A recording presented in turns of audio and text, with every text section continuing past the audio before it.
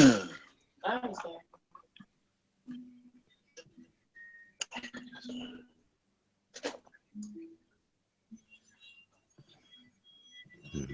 Yeah. Is it person?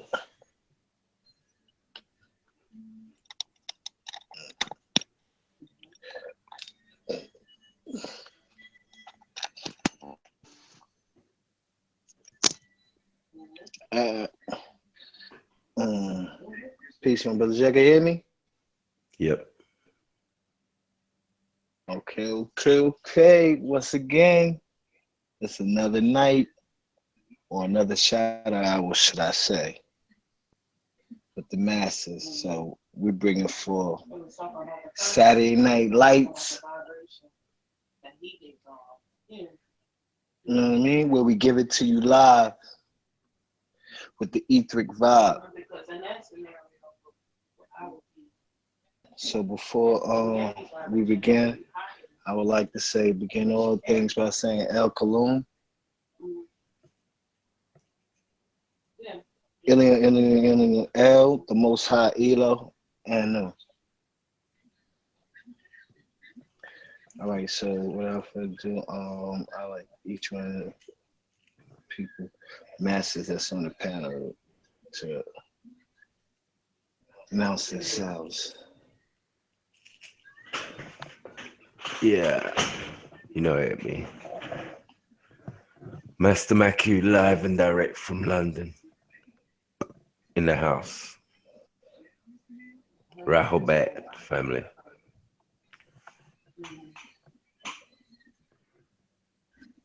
Malachi. Yeah. Speak up again. Say that again, Malachi. Malachi's disciple. All right. Rahul Bat. Rahul Bat. And Rahul is back. And without further ado, we're going to bring it to you live. ETHERIC style. All right. So, anyone want to set it off? Where y'all want to bring it to? How live you want to get? We're going to get as live can get. Because we legit. Just, and I could have said Saturday Night Live. But I said it's Saturday Night Lights. I like that. Where we bring it to you live. ETHERIC 5. Because you're dealing with the lights. That's the true life. Yep. Who this now? Yeah. So,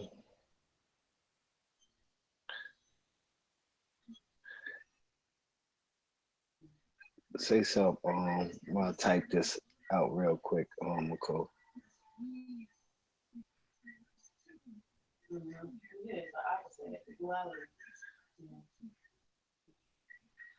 So, McCall, did you hear me?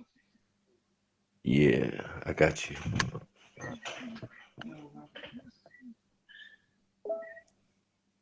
Yeah. Oh, matter of fact, I was typing Master Huni about a tune. He came in because he had just sent out the text.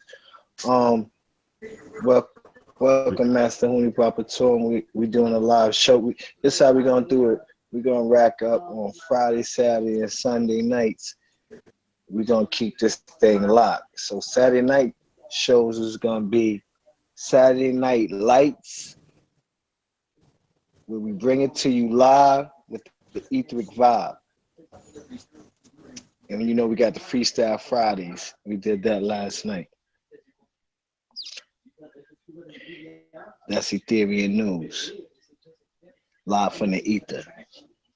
So tonight we on it's pretty much we didn't formulate nothing to say tonight because you know we always end up giving you a live bill anyway. Everything we do revolves around life. We always live. from the ether, because the ether never stops. It always records. 4 hours, 7 days a week.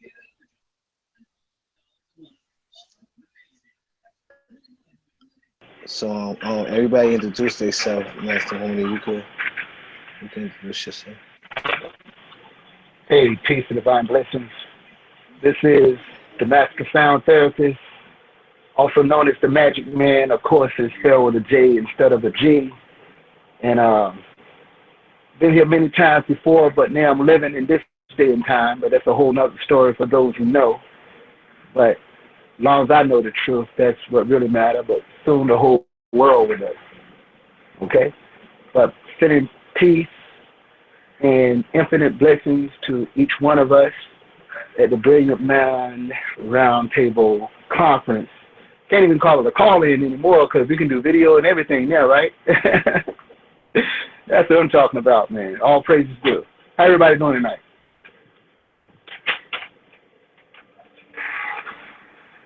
Greetings, Bubba. Peace and divine blessings. Doing great in this shadow hour.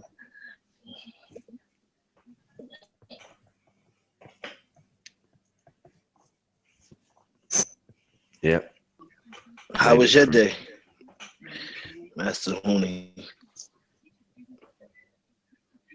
Today is excellent. It's always, fun-filled, and I'm just doing my part and looking forward to the day where I can control more of my time. But, my closest family, you know what's going on. I'm pretty much going coast to coast and burning the candle on both ends right now, but it's all worth it.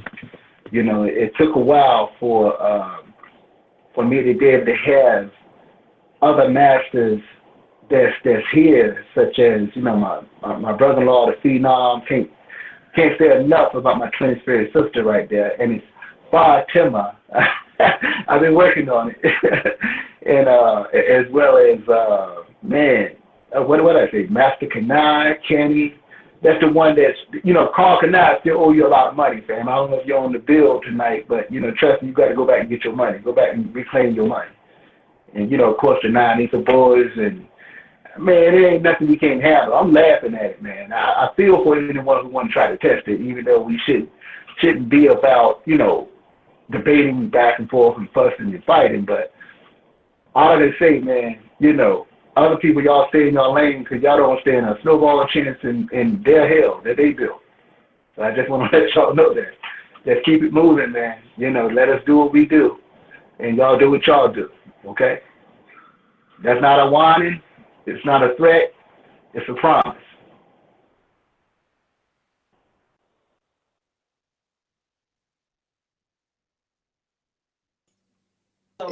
Yeah, I'm with you on that.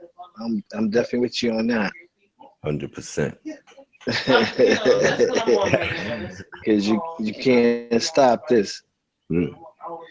Because we alive for real. It's like watching the Walking Dead show. It's like watching the Walking Dead show, and we the only ones surviving and living life. Yeah.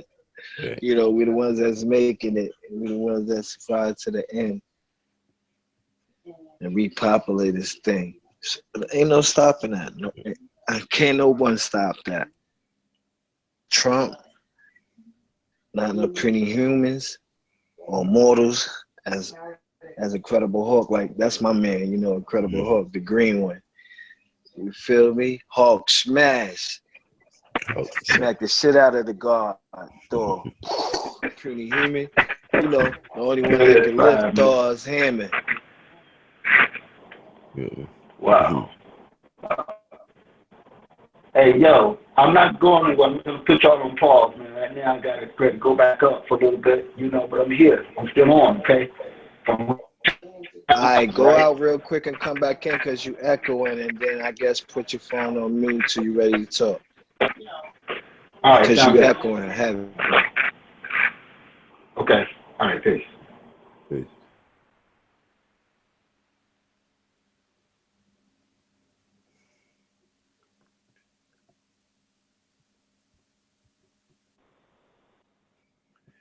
Yeah.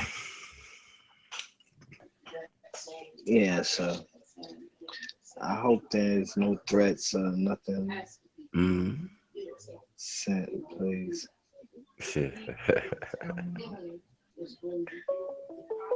Mind your business. We're mind ours. But at the You get same this. time, we gonna get this shit. Nah, somebody call. Who's call? Who's calling? Elijah. Mm. Oh, who was on with us last night? No, I think it was it? Oh, Wally. Yeah, Wale. Yeah. The voice. Nah. Why is it only going to you? The I ain't voice. getting it. Wow. I don't know Voice. why it's only going to you. I ain't see it. He probably just calling you. Let me send the link. Yeah, send a link out. Help. You I don't pinned. know why these brothers is not getting it. Somebody else trying to invite James in because I did. Okay. I tried to get his friend too. I don't even. He ain't even. He said he wanted to get on earlier.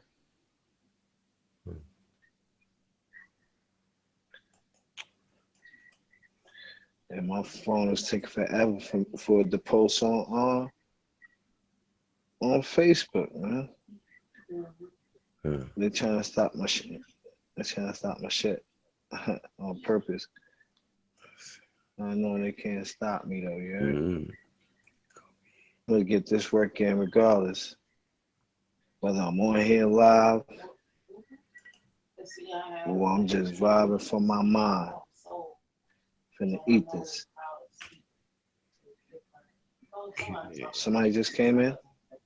I don't know. I just sent him the link though. Oh, that's what I heard.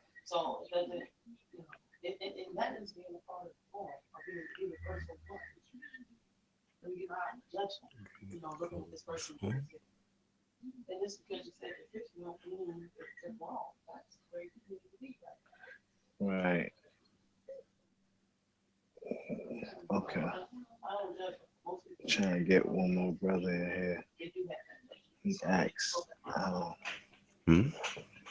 this is right. I said, I'm trying to get that brother in here. I think I did it wrong. He asked me earlier.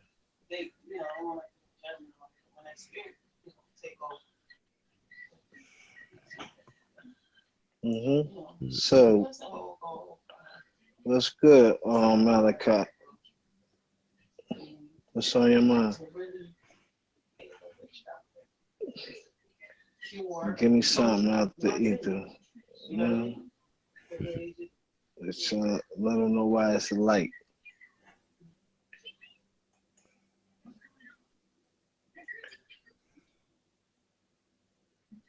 Is he here? Malachi? That's right. You might be away for a minute. Yeah, okay. So what's good with you? Brother Nick, can I get someone? It's so quiet on the I'm Western Front. trying to, I'm waiting for Bindi Life. Bindi Life? Yeah. Yeah. You get me? The rest of us doing Jet Life and all sorts of stuff. Right. Some brothers gonna be do Bindi Life. Oh yeah. Welcome to the new life. Yeah, well, I'll be going through dimensions. You ready, man? Anyone out there, chime in, man, chime in.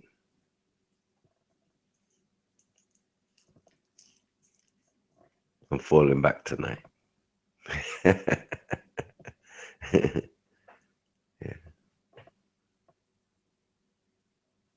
You know how I do. He goes hard, hard, hard, hard. Burn their feet.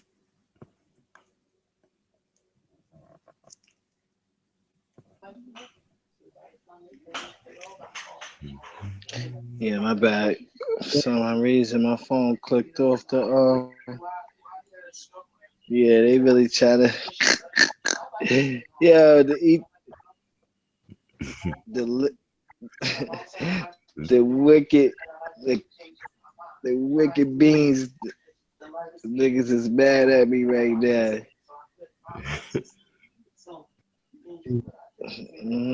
The negative gases. Mm. They eat the gases is mad right now. They trying to put a damp on this whipping. Stop this mummification from getting wrapped up. Put back in that tomb. Walk around here with that false light.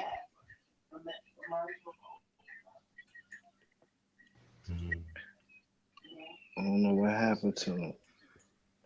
How you say I'm cool? I don't know what happened to man or men in them like that, right? That's how you say it.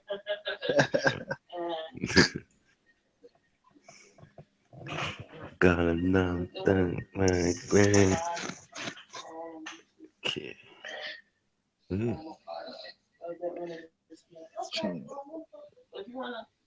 Wow.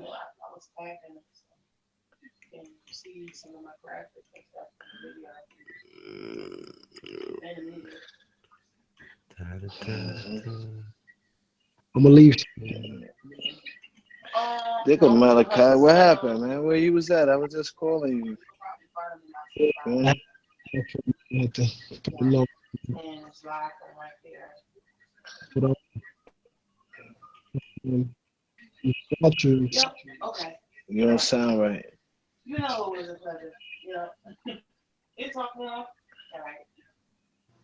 My fault.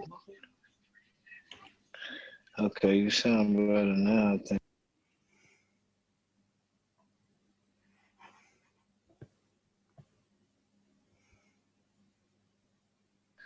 Well, cool, try to talk. Hold on. Oh, sorry. I thought I was muted. Am I clear? You know I'm clear, man. I got that space gear on, man. Yeah, I hear you. I hear you. I see you. You can I'm hear me talking about breathe. Malachi. He went to say something. Yeah, maybe I This should thing have went. muted. Yeah. Yeah, we can hear you now. There you go. I was trying to get you to spread some light Oh. through the shed some light. Yeah, I want to I was looking at today some statues over there actually in London, Marco, over by around some churches, some gargoyles. You know, they got some some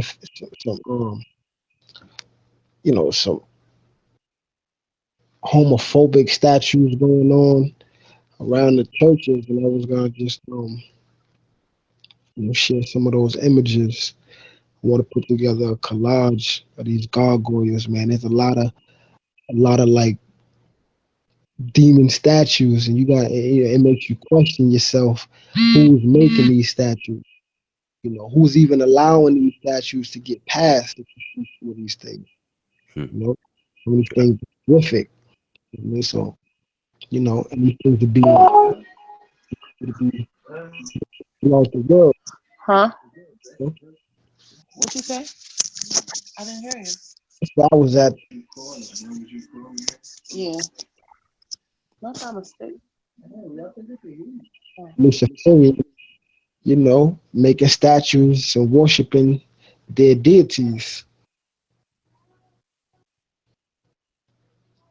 You know what I mean? It's not a game, man. It's not a joke. Nope, not at all. Real life, people think it's just a story.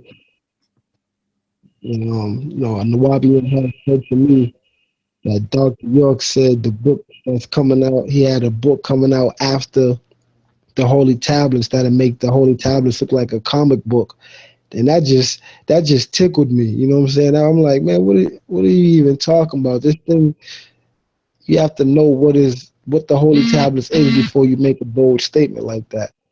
You know what I'm saying? But these beings exist. But we're talking about geneticists. We're talking about the nature of different beings. Some people that can never agree with you. You know, people want to know the half, so they don't even know what they're reading.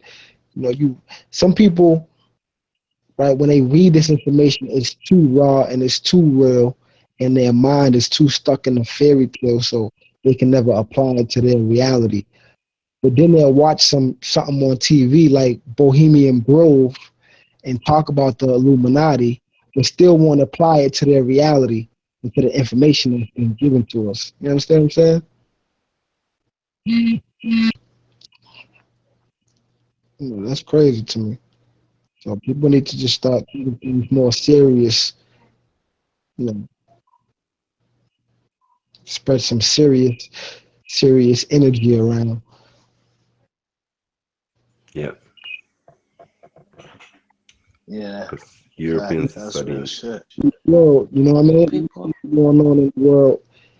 You know what I mean? Niggas talking about some bullshit. Only thing relevant is the nature of these beings. And we got that information. You know, we got that. We got more information than anybody else got when it comes to that type of things. And one more thing, real quick, people got to realize this is Mason information. The whole alienated projects, all this information that's out there right now, this is what the Masons was holding back. You know what I mean? This is what they've been covering up with their words and changing words around so that we don't use these words like Elohim and Anunnaki and know exactly what's taking place. You know what I mean? So all this information, this is forbidden information that's out here free, laid out across laid across the databases, you know, and all the platforms for a reason.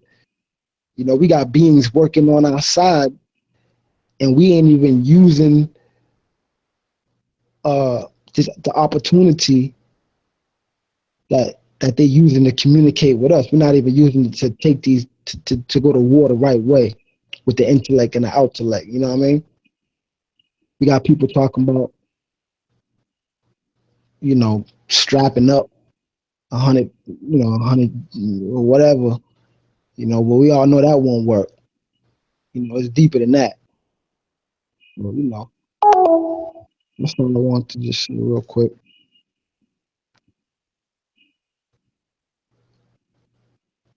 Some of the most relevant books are the Levitian books,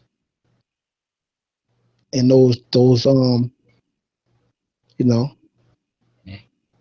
and I hate to always bring it to books, but the fact is a lot of people don't know, and a lot of people it is a time to study. You know what I'm saying? A lot of people have to study because it's, you know, they ain't know shit ever about shit. You know what I mean? So, you know, everybody don't need the books, but there's a lot of individuals that need to open up a book for 15 minutes.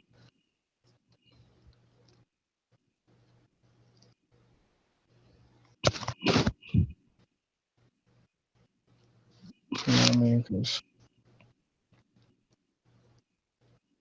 we got dudes overlooking information, and when you overlook it, and you don't digest it, you miss something. He always say when he been studying things for years, and when he go back on it, he always finds something new. You know what I mean? So, shoot. That's true, bro. Facts on that. They say the more you learn, the less you know. Mm-hmm. So it is what it is. So yeah. Facts. That's the truth. Mm.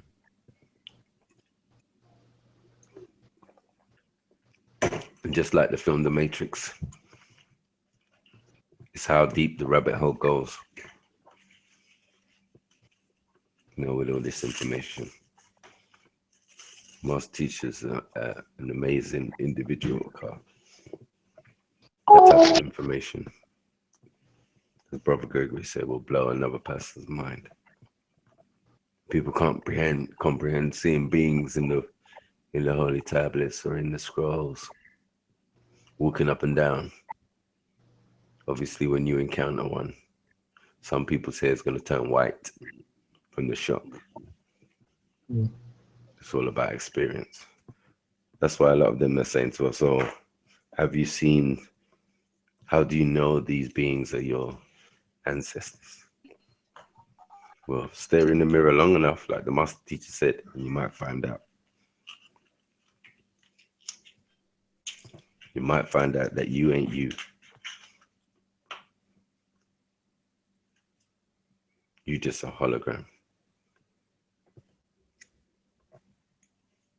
The real you's inside floating around like, oh, stare in the mirror long enough. Trust me. Or don't trust me. Do it yourself.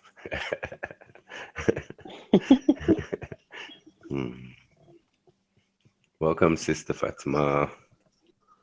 Thank you. Well, I always like to hear y'all build.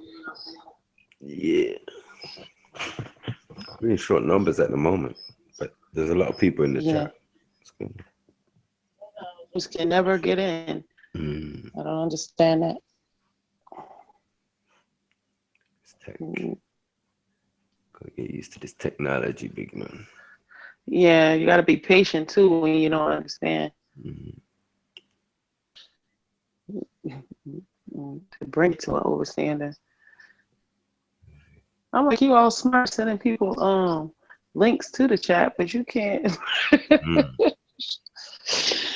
Yeah. On top of Malachi was saying, people and how they, perceive the information is because they've been taught fear from childhood. Fear God. Fear power, fear strength. When lightning, when it starts lightning, everybody has to sit still in the house. When it's thundering, you know what I mean? Yeah, I remember those days. And you always have to, revere something higher than yourself, and you're not taught to respect self and love self completely. You always put your love. And then, with some people in their perceptions of God, loving a white man, Jesus, Allah, that you can't even put into any shape, but it has human characteristics, but you're just told fear, and they tell you taqillah, fear Allah. But the word taqwa doesn't even mean fear.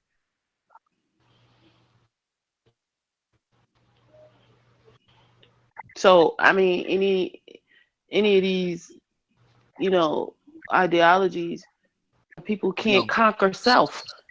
Y'all There just you go. y'all could I have was did it getting like on this you. last night. Rahul back, No, everybody. Rahul I back. did it Rahul like you keep jumping in ignorant, and I did it like that last night. No, The it same way. last The night. same way. Excuse me. Don't tell me what I did. I'm trying to I did. How did I? You couldn't do. Hey, all right. Let me put on mute. Go ahead and finish what you were saying, sis.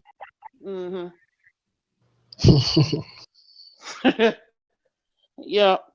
But all of that. They don't. They learn fear as a way of life, and they fear themselves the most. Intuition. You talk to yourself. Where do you think intuition comes from? Intuition. You know what I mean? It comes from you. You talk to yourself all the time. You hear yourself speak all the time. You conversate with yourself. You have a conversation with yourself all the time. But we've been taught to think that something else is giving us those messages. Fear. And so that becomes something more powerful than yourself.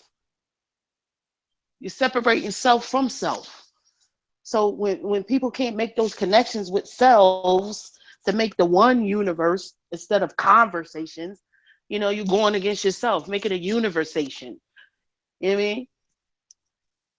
And when they learn that, then they become free, but you know, and they become in love with themselves, you know. They start revering themselves. You're not taking anybody's crap. You understand, you understand that everything that comes from you is right and exact. You stop doubting yourself. You trust yourself. But as long as you're putting something higher than yourself above yourself, you're never going to ascend. Basement, asking for permission to come out.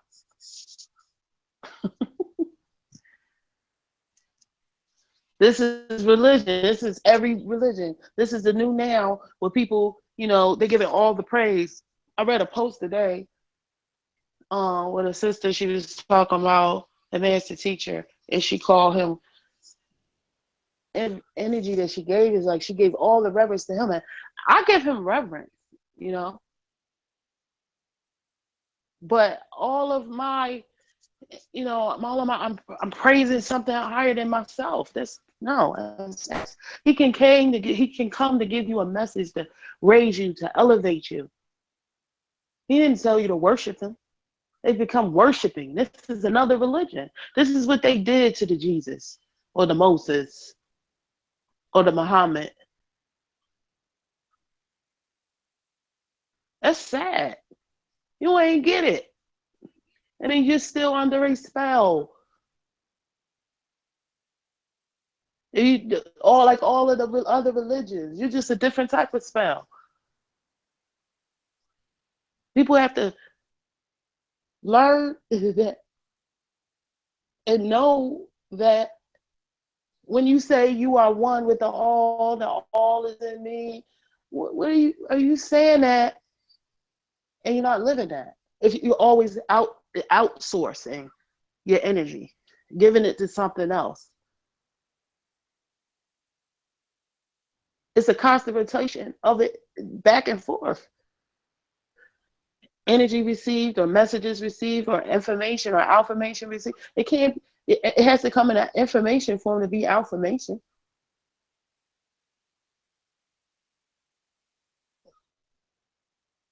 As long as, you know, you're giving it, you've lost.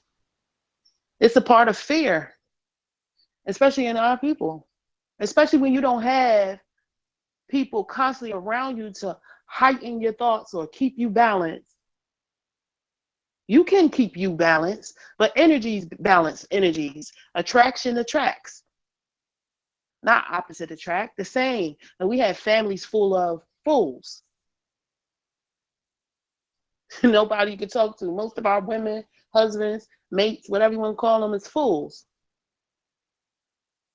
So they become the people that you're battling on the street, that you're, you know, trying to get right. When you feeding your soul what? When you need to find peace. So all family isn't family. Blood does make us related. Because the ethers is in the blood. So we need to connect there. And forget about this fear. Everything you try to do. People don't even know that they're stuck in a physical plane. And fear keep you there. And they be like, oh, we have a physical body. Yeah, but you're connected higher than that. The physical body is just a shell. The wind doesn't have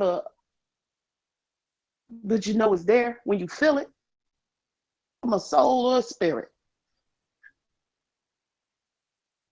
Force. The will of force.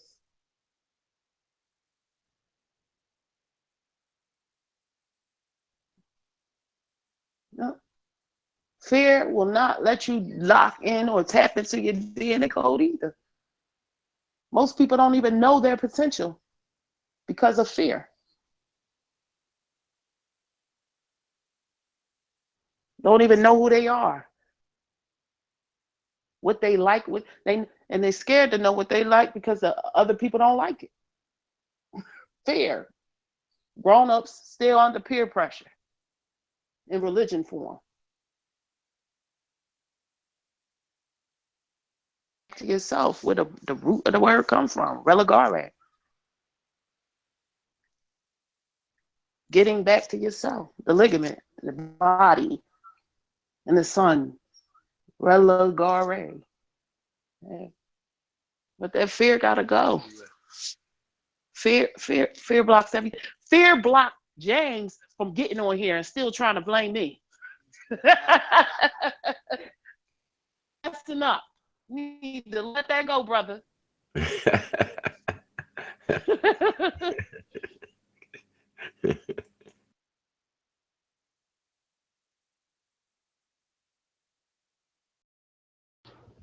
Now I hear that. One of the greatest things they got us to do when they was enslaving everybody was to get people to be afraid to die, afraid to speak, afraid to do everything. And that was pretty much the way they was able to conquer everything. The only people they didn't conquer was the ones that wasn't afraid.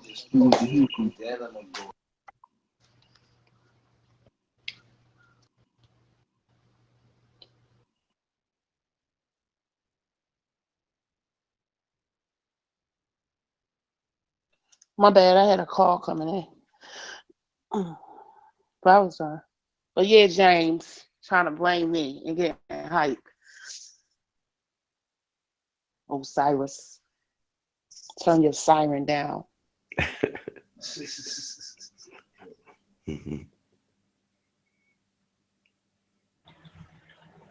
All right, bro. Welcome. How'd you fix your phone?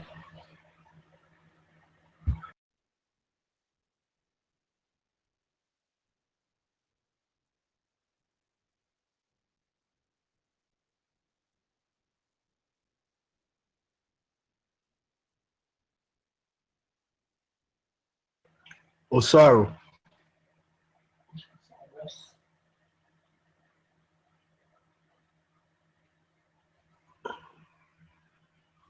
Osiris.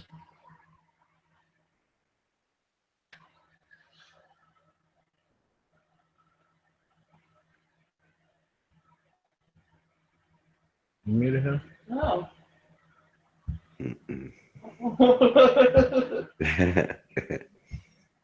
I don't hear him.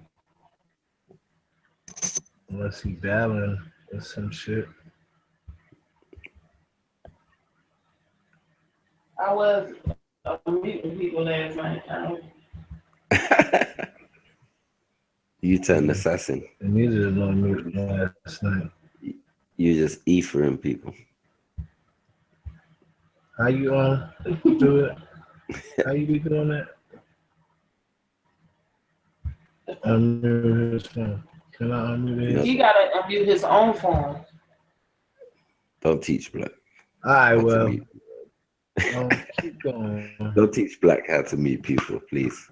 Let me back here.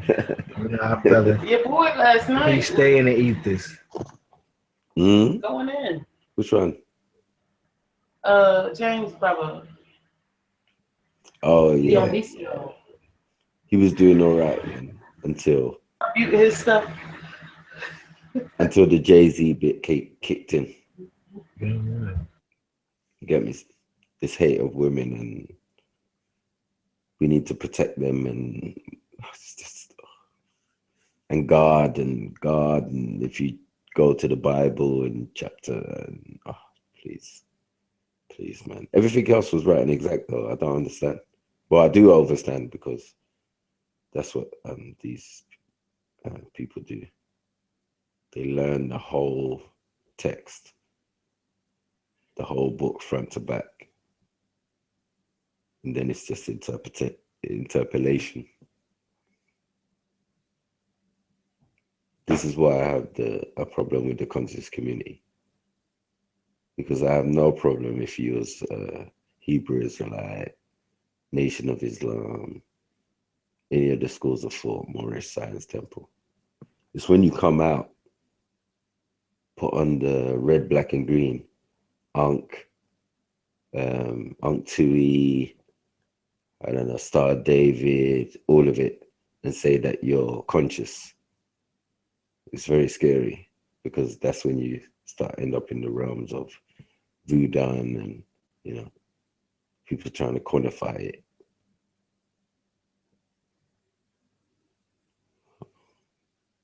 So bad.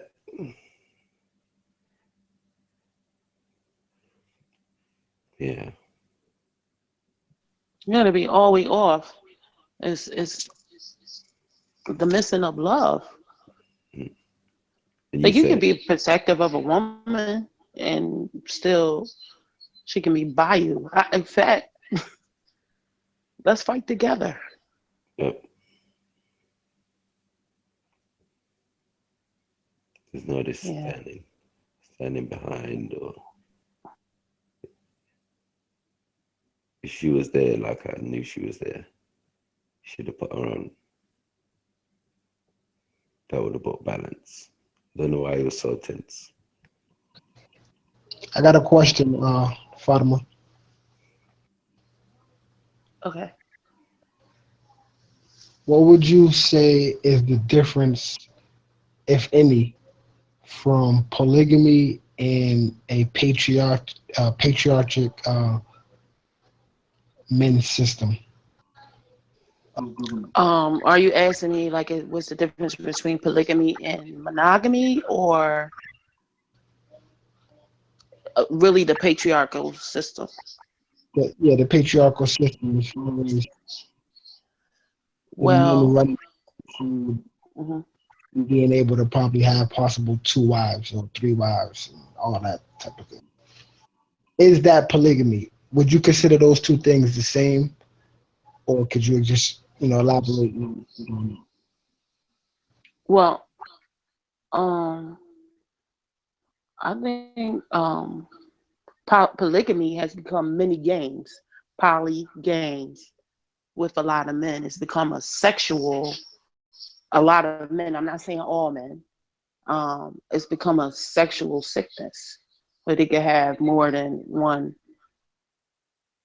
sexual partner and not really the elevation of the women. I think that with the population being unbalanced with women outnumber men, polygamy is one of the answers. I don't think that all men are suitable for it. I think that both of those systems, what you were saying, are identical. One of them is the patriarchal system is based on misogyny, where on just the masculine part of it, and it's a both. It's a marriage, so it's a balance of both. And with polygamy, it could work with the right minds. Well, a lot of women are damaged. They see the idea of it and it's beautiful, but then they have things called jealousy, envy, with this sick society that we live in, where women are constantly competition with each other, shapes, sizes, and not dealing with the spiritual part of themselves at all. They deal with the physical, and they compare each other with the physical. That has no place in polygamy. And if the women minds of that caliber, I would say, then it wouldn't work. And if a man is just a one that enjoys drama, it's not going to work. He has to really be a man. And he has to be healthy, because women, want to accept it or not, their hormones are at a higher rate than men. So women like sex more. But, so if you got 2 and 3 and 4, most women would like to think they could keep up. But if your vibration is right, sex is exhausting. So, yeah. Yeah, I don't think it's just only thing. I think it's wrong diaspora as well to go with what you're saying. Yeah. Yeah. A lot when of we're back women, home, it's a different diaspora. It's different. Yeah. So with seeing it, I grew up around it. So it's not foreign to me. Yep. I seen it happen. I had a co-wife or a co-mother, and it was like my other mother or aunt. It was, I didn't see them argue. I didn't see them eyes or say I couldn't go over there. The stuff that I Yep. see now. And my father took care of everyone. He had a job, many jobs, to take care of the family, where they were home and comfortable. We had a beautiful home, not Section 8. My mother owned her own, and it was her home, and it was laid out where the sisters wanted to come visit all the time because it was comfortable. It was made for her to be comfortable and the children to be us to be comfortable. So when you want to throw, in these back homes, and sister getting food stamps, and then you wanted to listen to all that stuff you talking about, nigga. You know what I'm saying? Yep. And I'm getting some food stamps to help you out. But you want me to be submissive, and you made me submissive to the government. That don't work. That's not gonna work. So you can't half step. A lot of brothers half step, and you do, and then you got to make sure that the vibration of the woman is right. Sometimes you see sisters, they'll go along with the polygamy, but they're sad, they're depressed, they don't love themselves. So how could they love that situation where he loves another woman?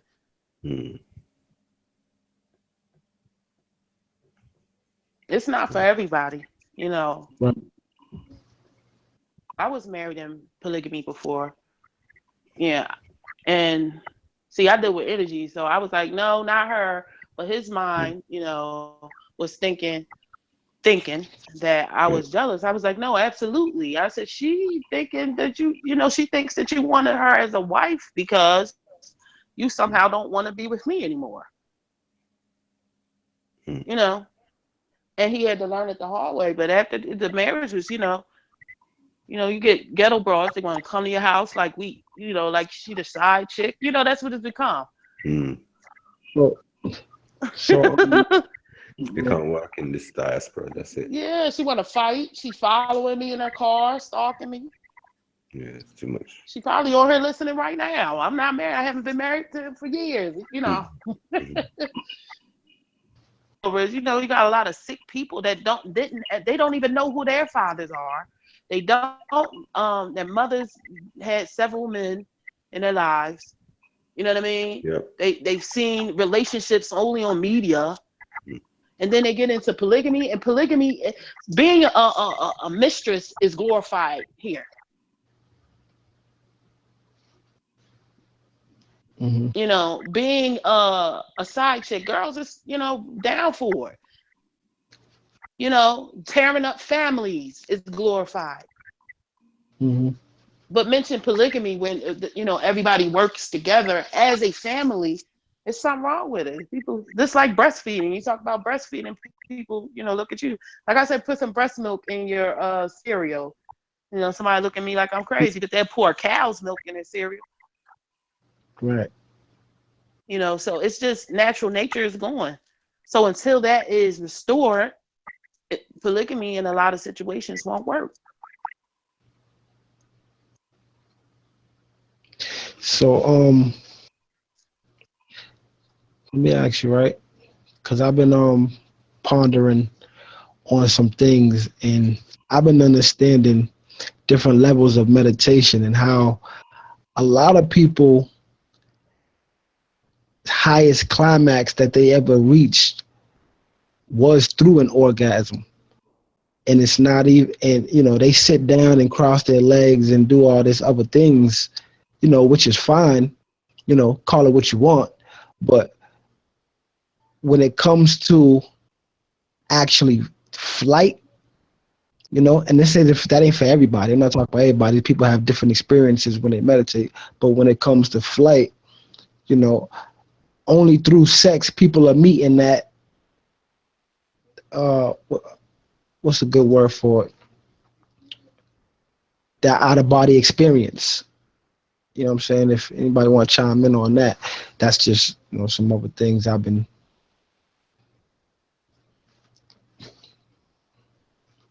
reading on. I'm sorry. Someone was calling me at the last part of your question. I know you were saying that people, most people, well, I think that's why a lot of people are addicted to, and they with multiple women or multiple sex partners. What's going on, babe? Oh, okay. Because the addiction to the feeling of sex is becoming a addiction. Like people are addicted to love, and so they search for that wrong energy. They just look for it as a physical thing only, So and they search for that because they're addicted. Addictions come in many forms. That's not the highest feeling you get. That's how some people become addicted to crack or marijuana, because of that high they got when they felt the rush. Laughter can feel like that too. My soul feels like that every day. That every day. you know but that's because they're disconnected with their. That's when we understand that sex is more than a feeling. It's healing. They're not doing it for the healing part. It's feeling. People are stuck on their physical bodies. Yeah. One of the ways they got a hold on us.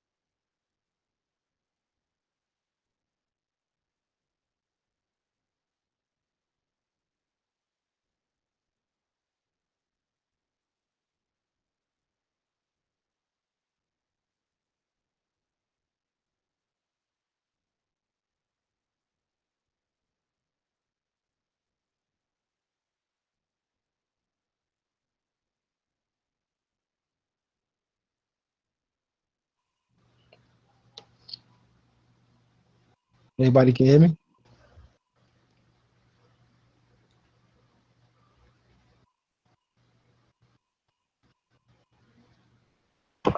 Yeah, we can hear you now.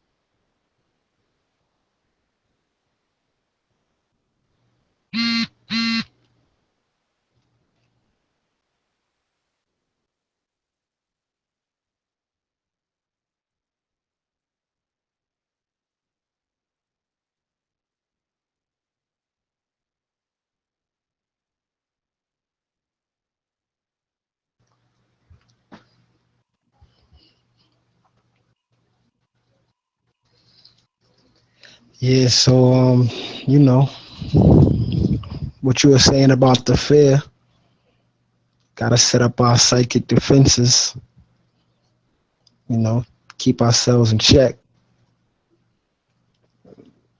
keep an eye on ourselves, you know, don't allow certain beings to take over the body, because alcohol, spirits, anger, those type of things are living entities, so Yeah, absolutely. And with your family, you have to you have to be their psychic defense, with your babies, or teach them, all the time. Because absolutely, I'm always, I guess around brothers and stuff, and my husband. So I'm always on it, and I'm catch them vibes, and sometimes people get jealous because they don't have a woman. You know what I mean? I'm not saying like anything about myself, like no ego or anything, but I'm saying they don't have a woman, that they could build with, you know, and they start being jealous, or uh, or they say things that they think nobody caught on to. You know what I'm saying? Women do the same thing. They worse though. Women's, they mastered it. Men can't hide it. Women have mastered, you know, that is, so a lot of times you get brothers that, um, won't even talk to me because of, their issues, that they don't talk to women, or they, they're attracted to women, so they can't never have a, intellectual conversation with a woman because they're attracted to women. That's stupid. Stuck. Fear. See?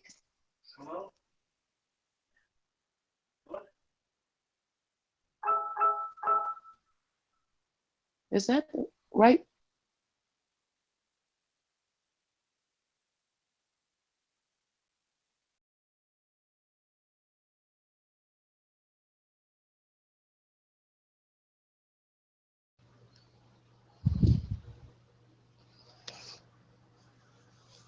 And a lot of times, people walk right into the trap.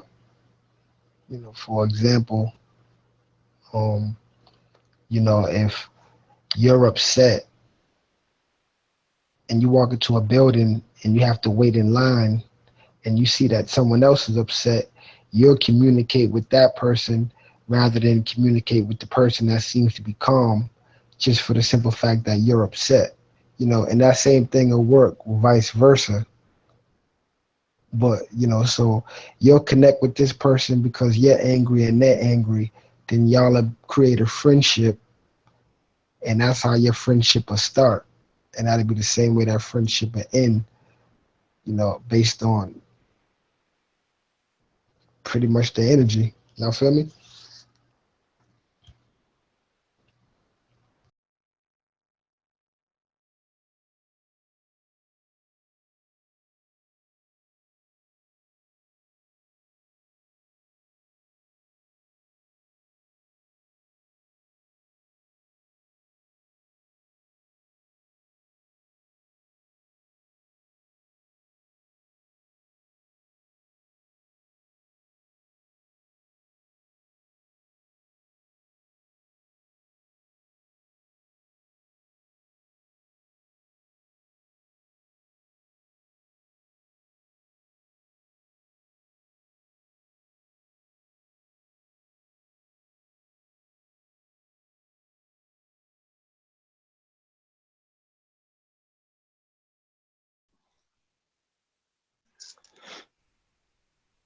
All right, everybody, call. Saturday ain't light. Saturday night is really live.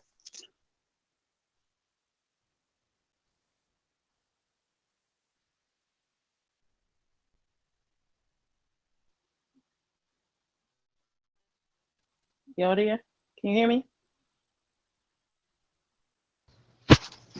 Yeah, I think. Yeah. I'm sorry. What was you saying? I had a call. It drops right out. No, we was building on the psychic defenses. You what you're talking Yeah, about. you have to keep it up. It comes in many form, and it's dark and heavy. And not saying that light can't, you know, extinguish those, but you got to be on point. You can't deal with fear. You have to just understand energy so you can pick up those tones. And you have to trust yourself. We are naturally energetic, so we're energetic beings, so we pick up energies naturally. So it's what we call is, we're taught that they're thoughts, and it's our intuition. When you feel that, go with your first mind. You're not wrong. People doubt that, and that's when they go wrong. You know, so that's how you can even teach your babies that. You know how masterful they'll be at the age that we are now if we teach them now to trust who they are now. You know, you get that a lot around. That's why you have to keep like minds around, and that's why a lot of communities have fallen. You know, because people wasn't, you know, just because the color. You know, we know that there are black devils too. That's the balance. So we gotta really keep that on point all the time, every day. And it comes naturally when you protect yourself, when you're not in fear of yourself. Yeah. Mm-hmm. Well, yeah. Yeah, but why, when we send you the thing, why you don't come in? If that makes sense. Does it make sense? Did I answer any of your questions, Malachi? Tripping. We send it. It's happening to everybody.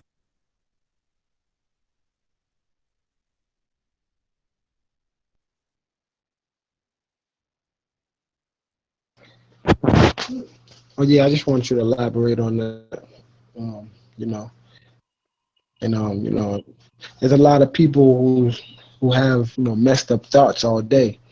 You know, they walk around righteous, dress righteous, hold righteous books, but then their thought process is hate on another person all day long, constantly. You know, and that mentally drains people. It can drain yourself. You know, because it costs energy. It takes energy to make energy. You know, and you're costing yourself your own energy when you're hating on somebody, or you're sitting around and you're, you know, waiting to get back at somebody, or those type of things. All of those things are adverse forces, mentally draining, physically exhausting, you know.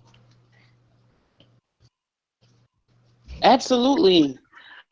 But sometimes, you know, with that energy, with that psychic defense, you have to protect your energy. So you have to give that same vibration back, you know, and know how to balance yourself at the same time where you're not exhausted, because it's very exhausting. Very dealing with energies all the time when you don't know how to pull yourself. It'll be people, and you know, I've been around recently where you see them change right in front of you and they start shaking, and you see something that jumped into them and you want to get rid of it. You can do it psychically, but you also could do it physically, and both is going to drain you. But you got to keep yourself balanced. Everything starts in the mind. You got to keep yourself balanced in your mind while doing that. That's still the psychic defense, but you still have to get that energy back too. Some of these, you know, they do come in the royal clothing, but they be wolves. You know, I don't mean nothing. That's why I deal with energy. I don't care about the clothing. That's physical too. I'm talking about the spirit. I've seen bums, you know, or homeless people that have beautiful spirits. You know, I've felt it. You know, they go out their way to say something to you, or pull the door open for me. You know, so it ain't about the clothing, the physical spell, the shell. It's all starts in the mind. First is trusting yourself, and then fighting those energies. They have to be belong, especially when you recognize it. You know, if you walk away, you know, everything is a constant rotation. It's going to come back to you in another form.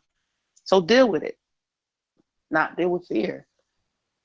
You know, people say it's psychic defense. You know, you have to put that up. I'm not saying not to, but deal with that energy. It's going to come again. They deal with fear. That's why they're coming at you. You're a light.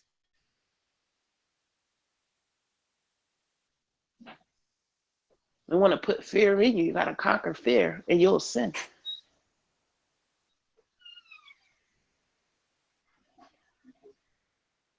Yep.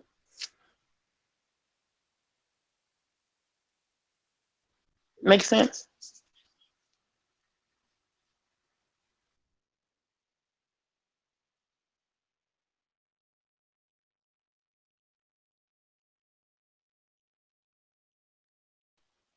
You there, Malachi? McCool here?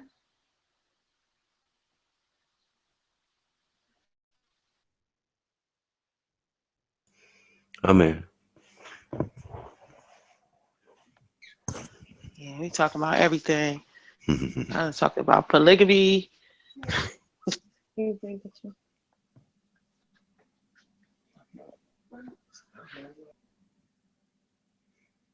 Yeah, polygamy, can't work in England. Yeah. And that's for having your psychic self-defense. That's mandatory. Mm-hmm. But there are energy vampires out here. Yeah, they are. Mm. Well, they don't even, some of them aren't even aware that they are. No. And they're excellent at it. Some people want to breathe your breath. Yep. Stand in your space. It's like, why you have to be so close? Oh, how are you? You know what? I think that's like in Malaysia, like you go in Malaysia and like people are standing in line, like they stand really close, like right on your back, and nobody's offended by it. Mm. It's a cultural thing. Like, Africans aren't like that. Don't be all up on me, But really, Americans, it's like a space differential. Like you have to stand. Like if people are standing in line, and you have to leave a space between each other. If not, you're gonna fight, or somebody's gonna get angry. It's different. It's different vibrations everywhere. A real black man hate to keep. Mm-hmm. We hate to keep. Yeah. We be perennial queue jumpers. Even in cars, you can't be too close. Too. For real. Unless we have to. Yep. We doing 8 in the 4-door. Some brothers might need to lap. But the people are different in other places. If you're in Africa, you've been people, even if people are poor. Free on the motorbike. Yeah. Free on the motorbike is normal. Yep. And the woman on the back should be on the mobile phone. Yep. So I don't know how. Close on the bus, it's nothing. Yeah. You know what I'm saying? Up close and you personal. sit too close to someone and you pay for your seat. They look at you like you should die or something. Yeah. I was or like, a motorbike is built for 2. I see 3 people on the bike, like, yeah. Right. Yeah. I'm going to church. It's more love. It's the love is gone. I'm going to the mosque. They're going to do what they're going to do. There's no shame in that game. True. Mm-hmm. You jump in them little freewheelers as well, remember? Even Mexicans, they'd be like 20 people in one car. Mm-hmm. They got to get to work. Oh, well, it's gonna birthday party, whatever. Whatever they do. I mean, but they be like black folk. Yeah, they be like, all I'm getting in my car. Where you going? I'm not making 3 and 4 trips. It's true. It's crazy. The love is missing. Yeah. That's what I say with the youngsters. Because of the music. The music has made everything that the guys dance on their own and the girls dance on their own. So there's no interaction. So the boys are tense. Mm-hmm. The girls are tense. Girls have got more testosterone than the boys now. The boys are more feminine. It's all gone upside down, topsy-turvy, as they say.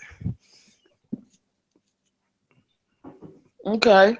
And it's things they're putting in the food, obviously. The water, the milk, as you said. I never seen anyone take a baby to a cow and make it suck from the udder. That'll be like porn. Bestiality porn. Hold on. I guess he want to talk. Who? James, you hear him? Yeah. Wants to get in? Who's?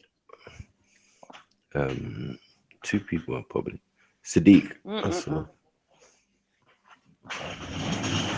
The one from yesterday?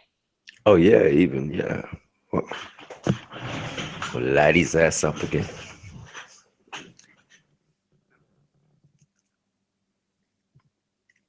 Or Elijah? Okay, well, I need his. I keep sending them. Oh, you talking about Sadiq? I'm sorry. I keep sending them to his email. I sent it like 6 times. I did it the same way I'm doing yours. I did yours. Go on to. Yeah, but just send him. Just push on the ongoing call. You push on the camera. It should bring you right in. A couple times for myself, it kept kicking me out. All right, we're gonna. Mm-hmm.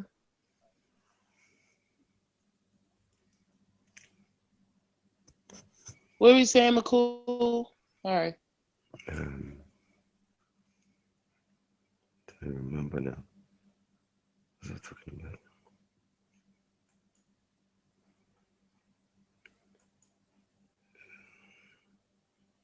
What is windows? Okay. Got one window now.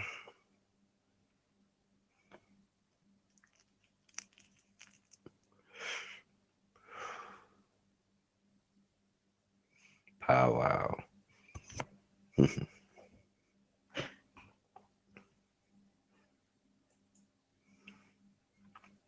Ain't no new Wahabians want to debate. Not debate. I'll say ask questions. Because we sway up in it.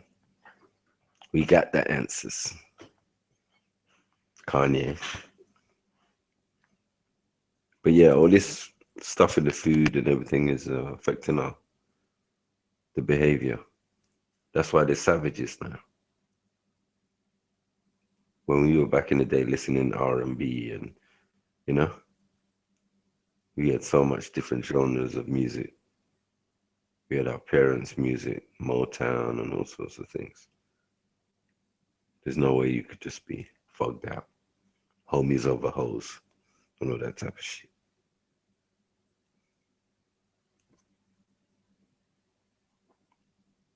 Yeah, the world's gone crazy.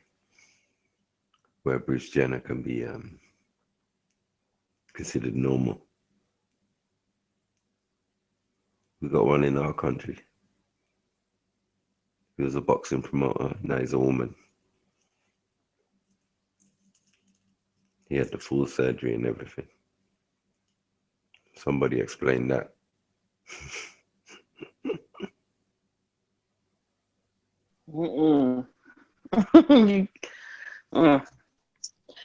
Yeah, I think that there's a lot of that going on because of, like you're saying, a different culture now. It's no love. Like, I don't want to dance on. I mean, you know, women are different, so yeah. The ladies, you know, a little bit, but you know, I want to be with my man too. Like, okay, that's doing too much. Don't shake your butt on me, girl. Like, you know, yeah, it's gone. Since they do like the nene, to me, it looks gay. To me, yeah, it's gay. Yeah, all them dancing, Juju on that beat. I'm like, wow. If I see my little nephew Nene, and you know what time it is, it's military camp. You gotta come stay with Uncle Mike for a week. I'm gonna get that gay shit out of you. Yeah. Your mom gonna cuss me because she might see you in bed with a grown ass woman. Because when I was young, we used to have this thing called turnaround dance, where we go to the club and it'll be the woman's turn to ask men to dance. And you know, when you're young, like 17, 18, them big 30-something-year-old women, they're looking to grab you. Auntie, her knickers are bigger than you. She'll be rubbing up all on you. She professional. She gonna get her money's worth. Yeah. Don't be scared, young man. Don't be scared. That's how you learn. We used to dance, dirty rub up, and you couldn't fall over. Your legs would shake. Girls want to go down low, you gotta go down low. They want to come up high, you want to come up high. You know? And that could be to hip hop. Yeah. Mm-hmm. Yeah. They was twerking before twerking. They weren't really twerking. It was like spoon dancing. And then we had a pajama party. God damn. Those were some of the best experience of my life. Yeah.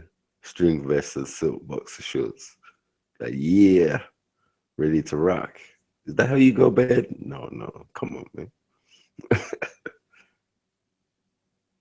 But yeah, when you're doing that, dancing up close, and girls got nothing but negligee, and you got silk boxer shorts with hearts on it, you know.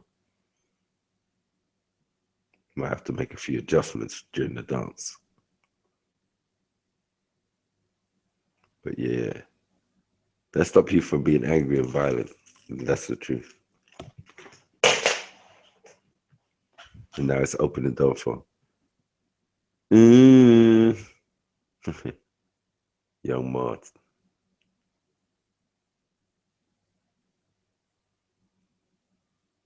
This gay shit is sickening.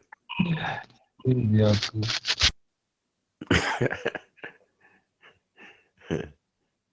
You gotta blame Obama, man. It's Obama's fault. He might have left now, but nigga, when you see that nigga in the street, trip him up. Cause you're a bitch ass nigga.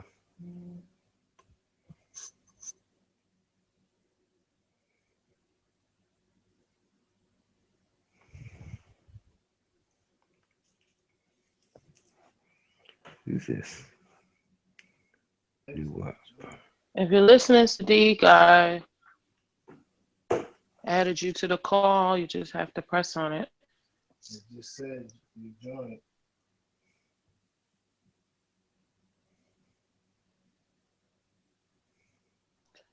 Yeah, that's nothing.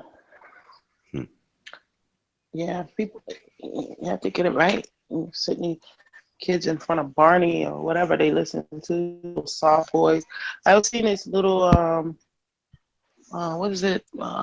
Show. The little boy, he was whining the whole time.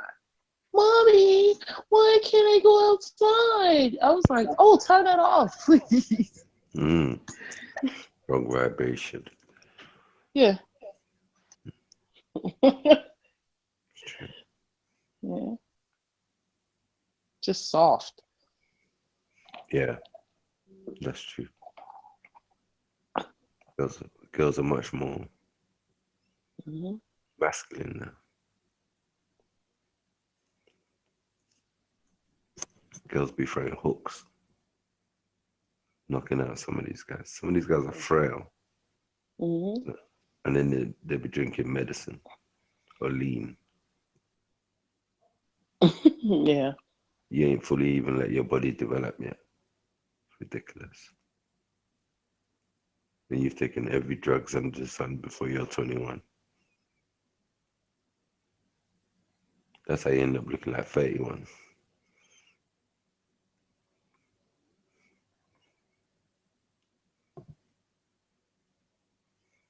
And they don't know the simple science that the drugs are addicted to you.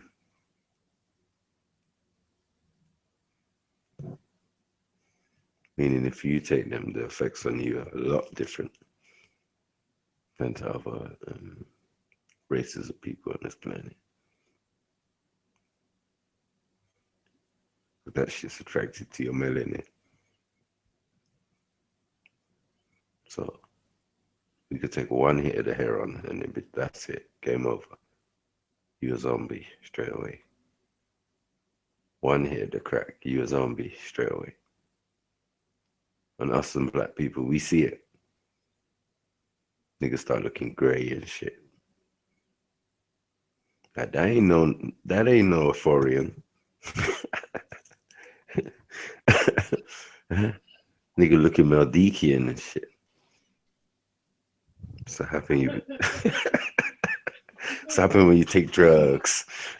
Say no to the drugs. Yeah. How many times have people done that? Try to act normal. Yeah. Oh, he's phoning the wrong. Let me send him the link. See how this one. This nigga right here. This niggaru right here. Paste. What's the black? Rasclating. Enter. Look, if you don't get this, I don't know why niggas is not getting this. So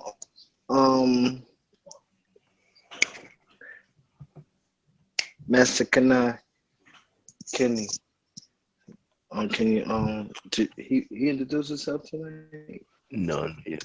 Yeah, man. I mean, I'm over here. Somebody was talking. You know, I was just waiting. You know, to the Brother Malachi was talking. All right. Introduce. Greetings, everybody. Greetings. We got tonight. We starting a new forum for every Friday and Saturday nights and Sunday nights. We're gonna attack the globe on Friday, Saturday. So Friday nights is gonna be your freestyle Fridays. You know, bring you real lies, Ethereum news straight from the ethers. And Saturday night is gonna be Saturday Night Lights. Saturday Night Lights, we bring it to you live. You know, with the ETHERIC vibe. Yeah. So that's how that's going. Send him one too. So that's the new angle. And Malachi, you can finish or whatever, brothers can chime in. Cool, you can finish. You know, what I'm saying, what's the topic? Tonight we ain't bringing no topic. We just basically going off the Saturday Night Lights, and you know we bringing that Ethereum light to you, that life, that live vibe. You know Okay, what I most mean? So definitely. we just vibing right now, and it could be pretty much on whatever you want. We just was talking about a bunch of different things. Okay, most definitely. And thank you all for having me.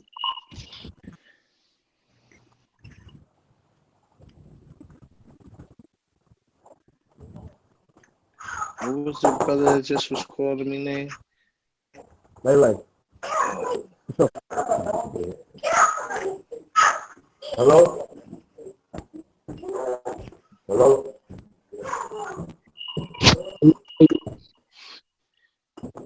Was that Licencio talking? Yeah, that's Leafio. All right, I guess you introduce yourself. Peace of mind to everybody, man. I'm Leoncio Raymond. Just glad to be here. And see where the light takes us.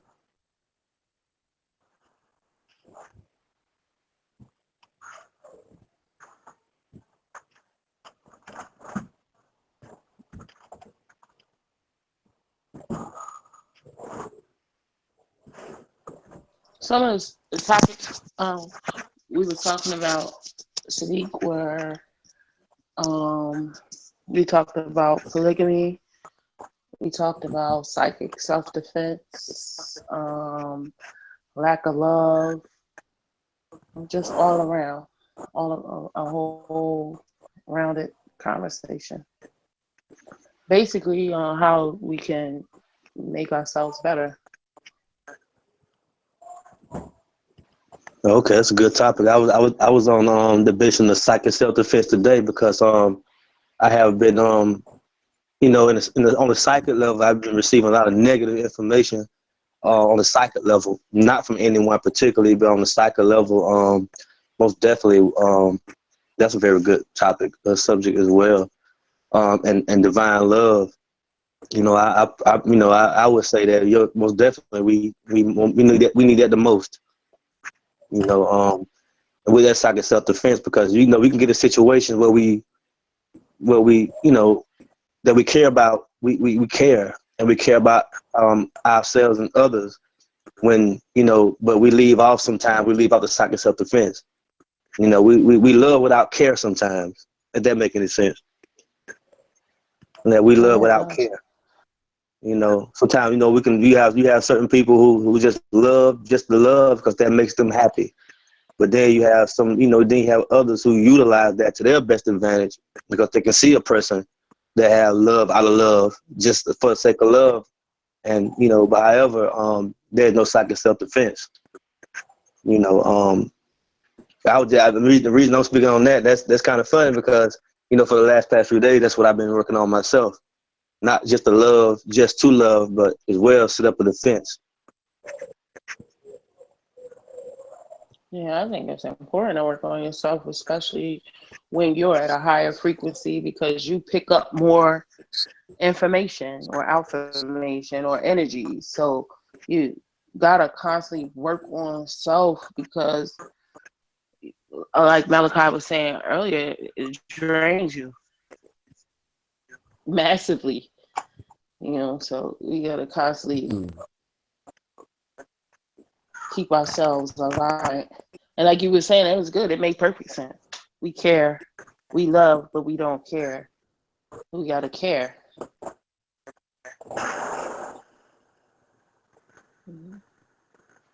Agreed.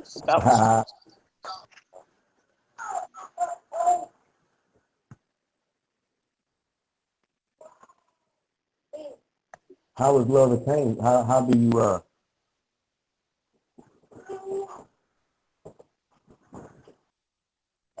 how is I guess what's the solution to that? To this idea of the love that the person needs to feel for himself, and also, like I said, when he sees just a random brother on the street, he sees himself. You know what I mean? There's a part of there's a part of his family where he feels that immediate love, like the brother said, just he loves just because he can. You know what I mean? That's what he's got to give.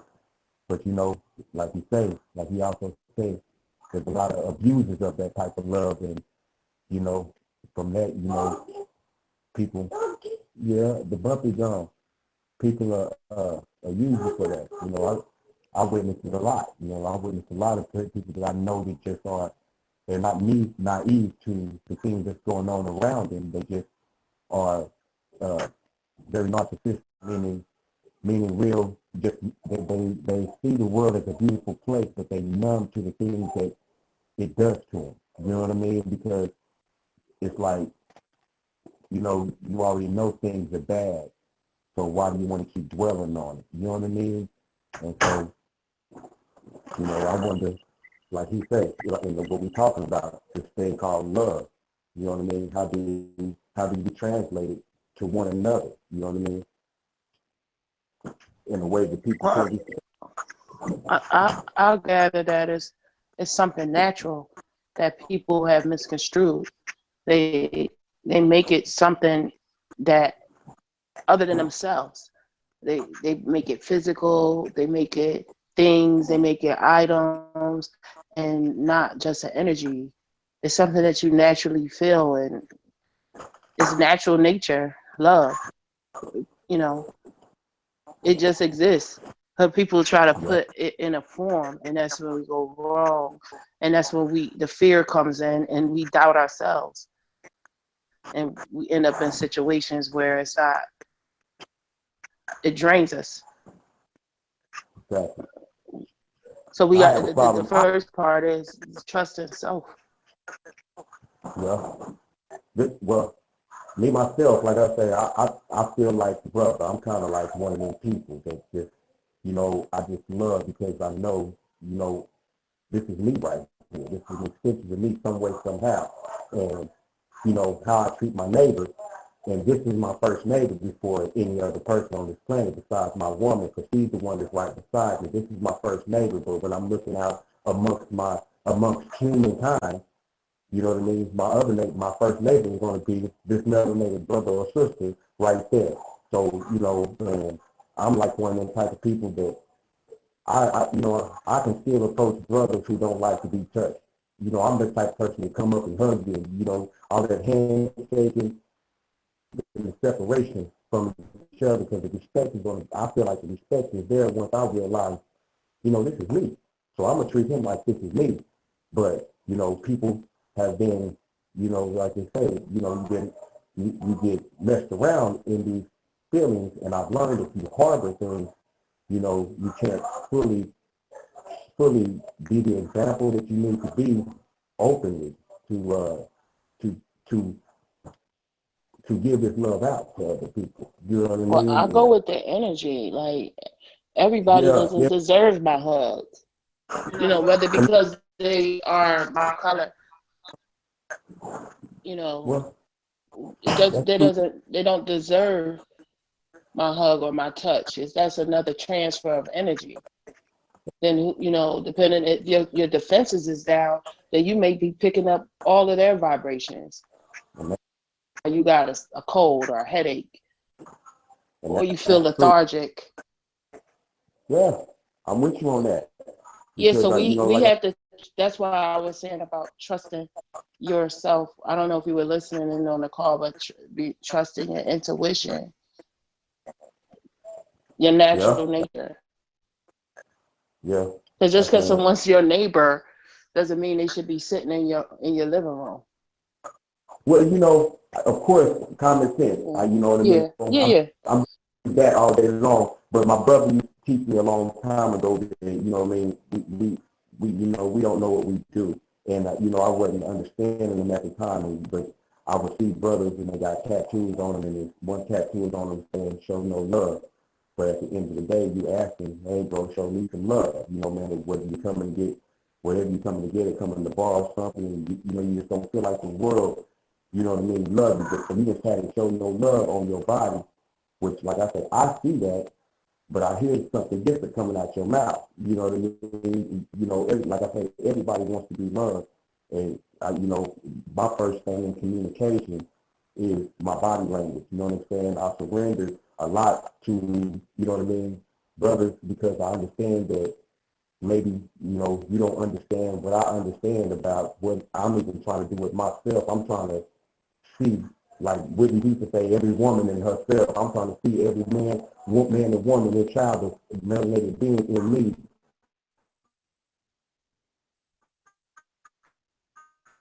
And Um, yes, I understand that there's in, gratitude, but there's, you know, mm-hmm. love was the greatest to all that. You know what I mean? We're supposed to be more powerful than the hate, which, and I understand that too. Hate does something That's the for us. balance that we're missing, and that's. Uh, Oh, first I want to tell you, like, when we're not talking, we mute. So yeah, you know, it's not the sound isn't distorted, and no, that's why another reason is we turn off the camera so the sound wouldn't be distorted. So if you turn off your camera, you would sound much better. I don't know how to do all that, to be honest.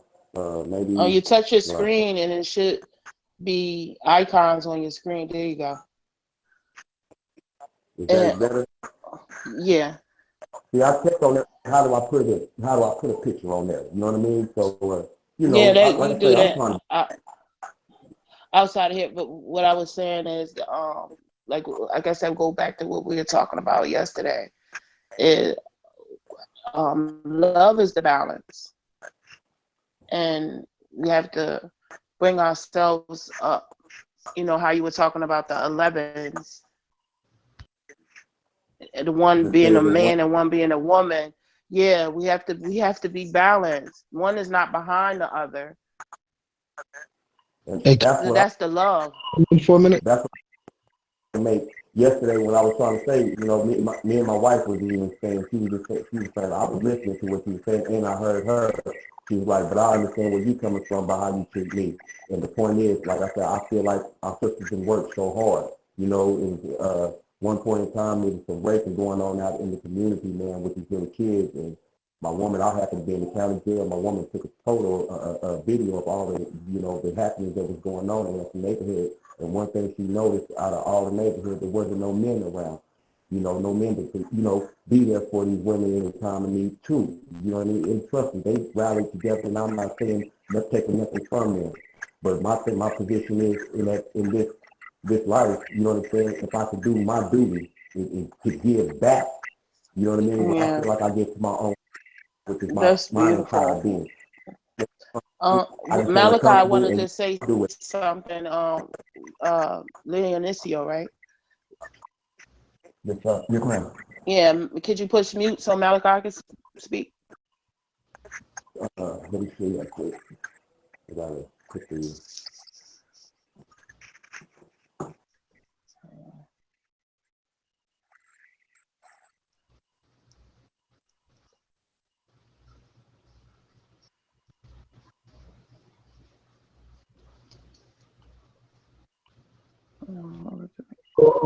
I just want to make a quick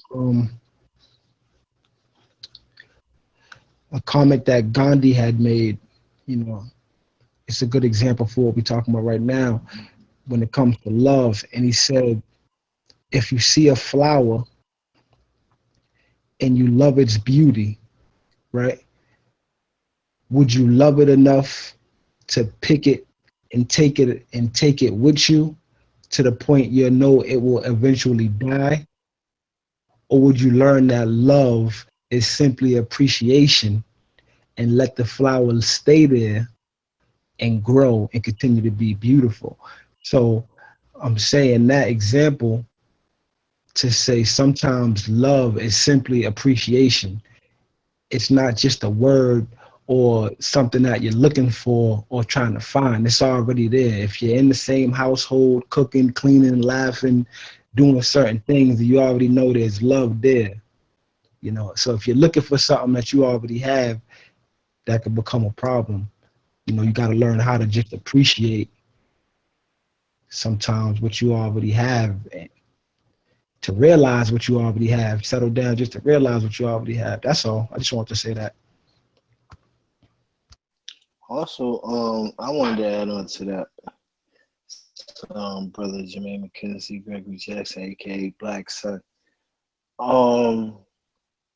What I wanted to say was like I could see what the brother Master Kenny was saying. It's like, you know, sometimes in life we love the wrong people to the wrong people. What he's saying, like in the air right now in the ether, there's a lot of negative forces out there trying to penetrate or invade your space as far as disrupting your love, your unity, your balance, take you off course, get you on focus. Sometimes we can show love to people and they don't show that love back. And I don't mean like reciprocated, like they have to show it back in a way where they're worshiping you or you're on their knees praying or whatever. No, I mean like they don't give it back at all. Like their main objective is to suck you out of your energy or your force of love and thrive off of that shit. You know, you got people that thrive off of that shit. You got people that sick off this shit. But mostly like we learn through life, growing up in life experience, that we may befriended a lot of people that we know at time later on you look at it and you say, I should have never befriended him, or I should have never that type of love, or I shouldn't have gave so much of myself to that person because it came back and it bit me and it hurt me. And it don't have to be an emotional way, it could be a physical way, you know, anything. You know, I've been shot, stabbed, cut, and all for other people. No beef out with somebody else's shit. You know what I mean? So, like, and I'm not mad, but at times I look back like, man, why did I care so much, or why did I give that person so much leeway and love? But basically, get back to it today, right now, like, there's a lot of creepy forces out there looking to get you on all your love, man. And those are the two ways to dominate you, or two ways to come in and mess with your force. Disrupt your connection, disrupt your vibe, take you off course, like I was saying. And you can't allow that today. Today, we can't allow that to happen. You know, so I understand what the brother was saying, like, yo, man, you gotta be careful. Like I called the brother then, like, yo, we're doing a show, you think you can get it? Nah, I don't know when I'm gonna get back in. Because somebody come across people or come across things that you feel like, yo, you know what, I ain't got time for that. If a person's still on that, or a person comes a certain way, and that's disrupting what you're trying to do with yourself. So I understand, I respect all that. You know what I mean? I respect all that. You have to guard your shit. You have to guard your love. You have to guard your heart. You have to guard yourself. And I think that's the key point of what the brother was saying. That's okay.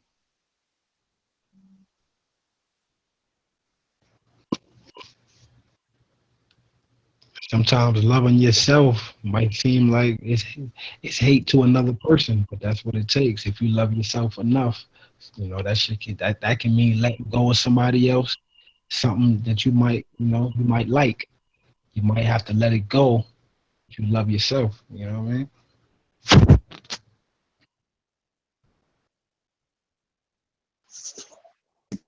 mean? That's the key at the end of all that.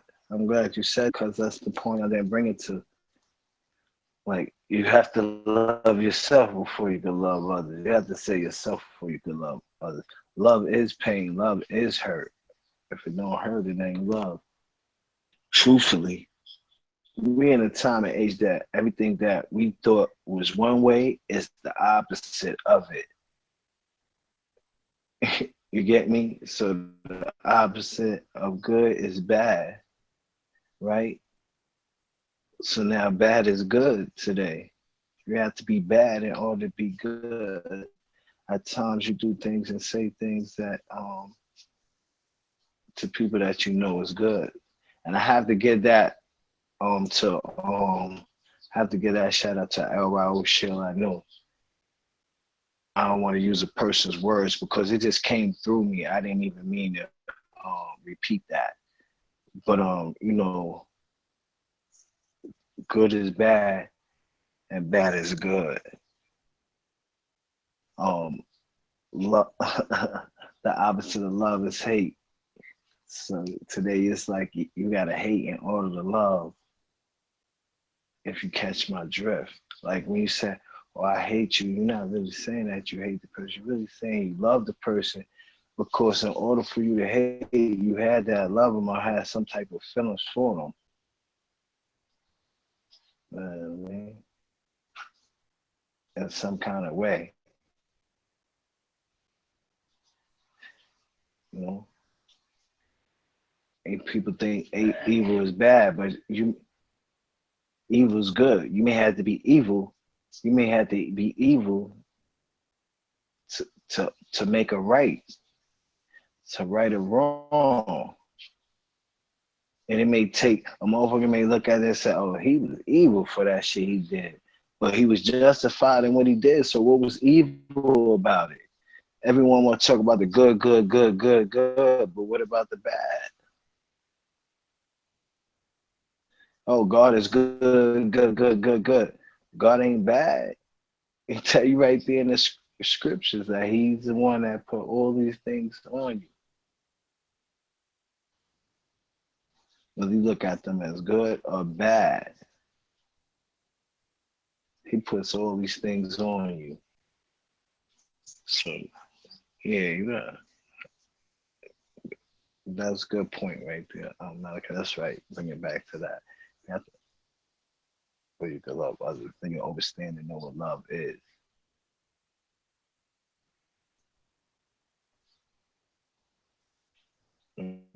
So now you have to safeguard your love. Some don't deserve it. It's like some swine don't deserve for you to cast your pearls upon them. Why Pat cash it? You're wasting your time, and I don't have time, so I don't have the time that you think is time to give you. I did that throughout my years, throughout my life, throughout my experiences.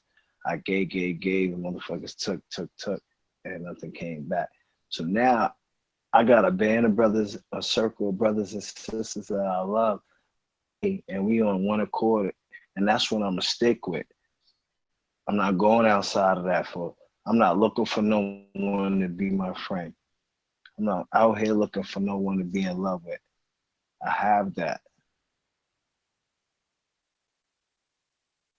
Go to the club to get no attention or to hang out. I could call my bros up and hang out, and I hang out with them. I could call my sisters and hang out, and I can hang out with them. And we'll do that all day. We ain't never bored of each other unless we gotta go do some shit. Well, we keep the energy going. We keep that ETHERIC vibe going. We keep that live, that 9 lives alive.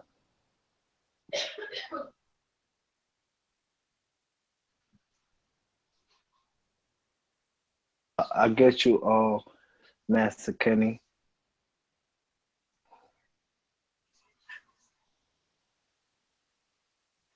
Yes, sir. Yes, sir. Well, what I was doing, briefly here, I was what you were speaking on, some stuff you was tapping on. I was going through the tabs, and I was also going through the scriptures. Nakatab. I went to Isaiah or Yeshayahu, 45, verse 7. And this speaks, this is about the Lord thy God. And I was just going through a lot of stuff, man. I'm here and there. I'm trying to fix everything up based on what y'all was saying. It said in verse 7 says, no, let me start verse 6 says, so they know for the rising of the sun to its setting that there is none but me. I am Yahweh, Yahuwah, and there is none else. In his verse 7 it says, forming light and creating darkness, making peace and creating evil. I, Yahuwah, do all these things.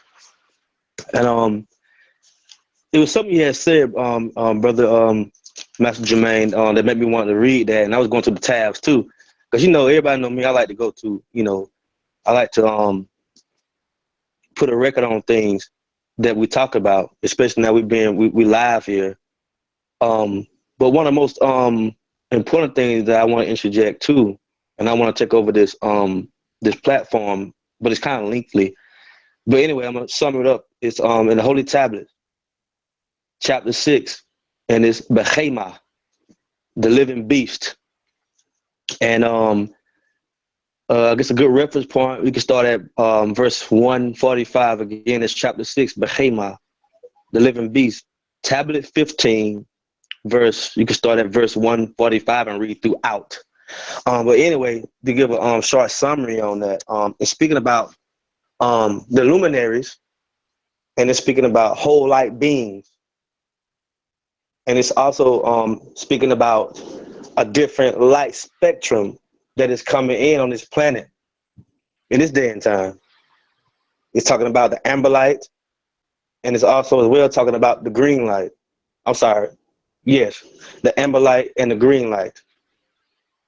You know what I'm saying? And how human beings is, it's talking about the biological rhythms of everything on this planet, dealing with biology, because it mentions the biological rhythms of things on this planet and how everything is going to change. You know what I'm saying? How a whole new light spectrum is going to come in at a certain point in time, and as well, how beings are going to have or witness or feel or go through some form of transformation. And that's in the Holy Tablets again. What I just said, because I'm walking right now. Let me say it again.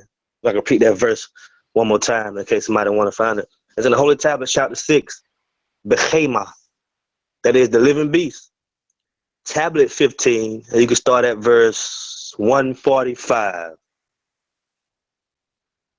And it speaks about that. And I bear witness to that fact that we're actually going through that right now. And that's why I say, yes, the Holy Tablets is still valid. It's still relevant. You know what I'm saying? The affirmation is pure. And there's a lot of things we have to consider when we deal with the Holy Tablets. Because, you know, a lot of times I hear people say that the Holy Tablet is a religious book. Okay. But, you know, 70 to 75% of the Holy Tablet is non-religious. It's dealing with science. Maybe you had the other 30% that deal with religion. But it's talking about religion. So, yeah, I just wanted to say that, interject that. I want to tie that back in with what I came on the call earlier about love, divine love. We must learn to care. But a lot of times, our caring and the love, the divine love that we have, you know, caring and divine love, we don't have like Sister Fatima said, we have to have a psychic self-defense. When I ask people, you know, how many do you have an altar in your house? Do you call on your relatives? Do you call on your grandmother or your grandfather? They have transcended. Do you call on your cousin if your cousin has transcended? Do you call on your sister or your brother or your other? Do you call on them if they have transcended? Because I know a lot of people, we quick to call on ISIS, horrors, you follow what I'm saying, and all these indirect relatives. And we forget about our direct relatives, which may be someone that we know through our bloodline that maybe held us as a child, or those who maybe grew up with us as a child. We forget about them.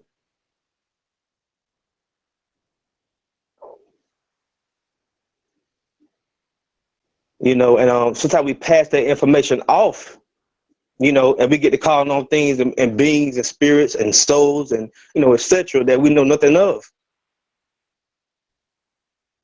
And I say that to say that ties us back into divine love. Do we divinely love those who we know? Or mama's sister, which would be your aunt, or mama's brother, which would be your uncle, or father's sister would be your auntie, or father's brother, which would be your uncle. You feel what I'm saying? Like we kind of miss over that, and that goes what we're talking about. I'm trying to tie it in with what I came on the call and heard. That's divine love. Do we reverence our own ancestors that we know? Because a lot of us go to Kemet. Some of us still go to Samaria. Some of us go to Islam, dealing with Muhammad. Some of us go to Christianity, dealing with Jesus. And some of us go to the Old Testament, dealing with the prophets. And we reference them when we call on them. Some of us go to Kemet. You know what I'm saying? But who do we reference? I mean, why we reference these people? And we skip over our own people that we know.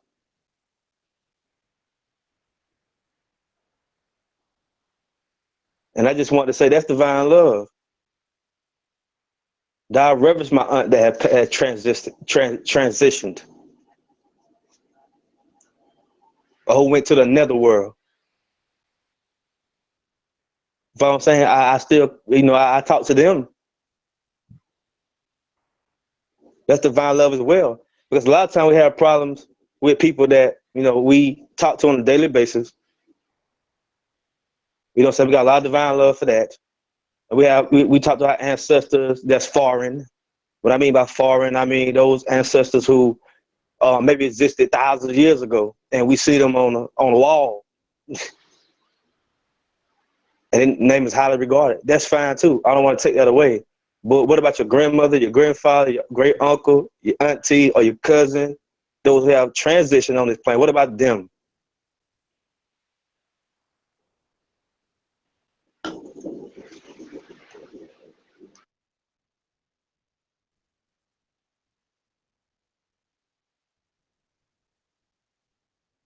Right. What about them? That's and I love that you did that. You know what I mean? Because I've been doing that for a long time, for a lot of years, like since my father passed away. I started with my father, and then when my nephew passed away, I started with my nephew, and that was when I walked into the vortex of '93, and I was able to hear them on the other side, and I was able to see them, see beings that were dead. Like the movie Sixth Sense. Oh, I see dead people, little white boy. Well, I seen them, like just here in limbo, from all ages and all dresses. You know what I mean? And that's not that's not something fake. And my nephew was speaking through the sun. The voice was coming from the sun. The telepathic message was coming through the sun, from the sun. And then later on when I found Doc, because I was guided to him, I was told to find him as a teacher. And when I found him, around this time, he was just bringing in the Yoruba aspect again. He was telling people about Yoruba and their ancestors and talking to them. And that the slaves had, the first set of slaves that came over here, they didn't break, and they were still into their practices. And they massacred whole plantations for miles, and they tormented these European people with what they call hoodoo or voodoo or the Yoruba or the chantings and talking to the spirits and then divine. And they said that the ancestors came and helped them fight. So he said, did you know you could, just like in the battles of Prophet Muhammad, it was 300 of them and against thousands, way more than triple their amount. And the angels, they called on and the angels came down and war with them. And that's how they won. When, Doc said, Master Teacher said, you could do that. Said that, it resonated with me. So I started doing that.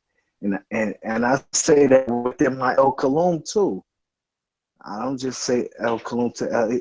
I didn't just used to say El Kalum to El Elo. I used to put my father in it, or Risha's in it. You know what I mean? Throughout years, I learned different things, and I added my grandmother, my mother, and I heard my mother. I heard my father. I heard these people talk, and they come in my dreams. Sometimes I may be doing something, they may just say one quick thing to me and let me know they still there, or they come in my dream and give me a message. Or they give me a message right there. So this is not spooky, but the good point, what you calling on Osiris and these beings, which got them fucked up today, that they know nothing about, they have no connection with. Some do because they're possessed from those for them forces or the mummies, you know what I mean? Some been put back in their tombs, some are incarnation those beings. So some do know exactly who they're giving reverence to. But for the masses that want to jump, I don't want to say jump on they, but you know what I want to say, jump on. You know what I mean? For those that like to use that either. That like to suck on, but those that like to those that caught the vapors, I put it that way, you know, take it back to an old school hip hop song. You got the vapors, you know what I mean? Like it's all on the nigga shit. Wow. Biting. You know what I mean? Or they just imitators. Motherfuckers that practice in the mirror, you know, and they emulate other people, actors. You know what I mean? So they want to play the Kemet part. They want to play all the Kemet part, or the Netaru part, or the Nugaru part. It sounds hip, black and the green. You know, they want to talk about, you know, they want to talk about Black Matters or Black Lives Matter.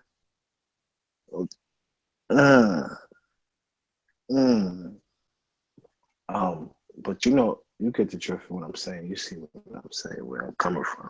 They have no connection whatsoever to these beings that they say that they acknowledge. And if they do have an altar or offering. You could be giving your offering and praises to the wrong thing. There's wicked warriors too. There's good warriors and there's bad warriors. And a lot of motherfuckers got more bad warriors in them than good warriors. Spirits. And these are spirits. You talk that shit, but your niggas don't live that shit. None of y'all rocking no beads. You know, or I put it better yet, amulets. I ain't just talking about the merit rock, you know, things of that nature. Those simple things like red pill and blue pill I'm gonna be doing. You know, I'm talking about real amulets made with blessings on them.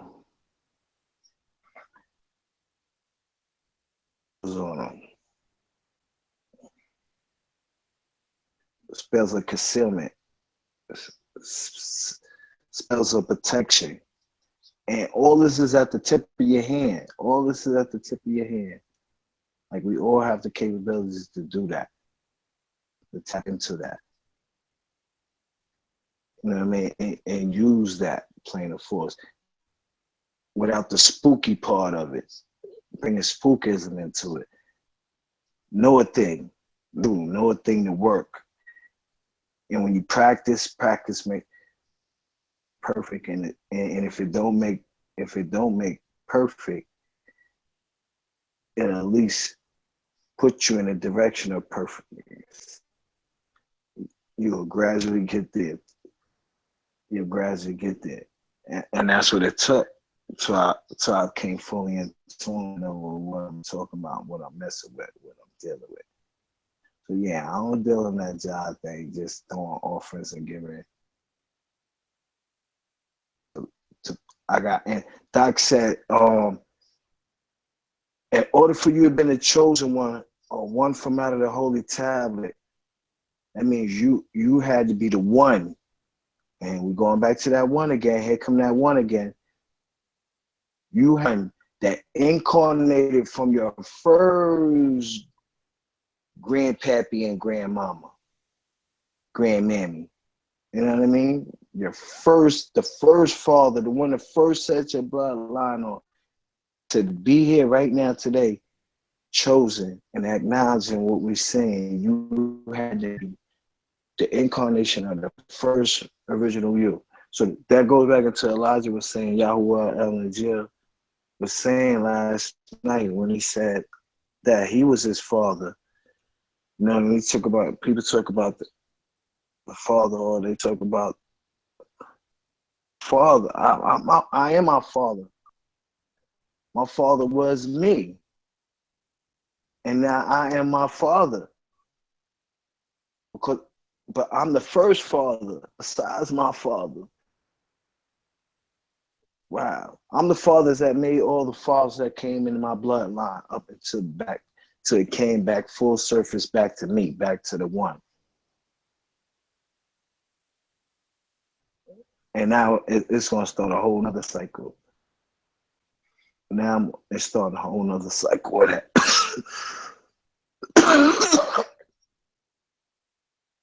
Currents, because I have a son now.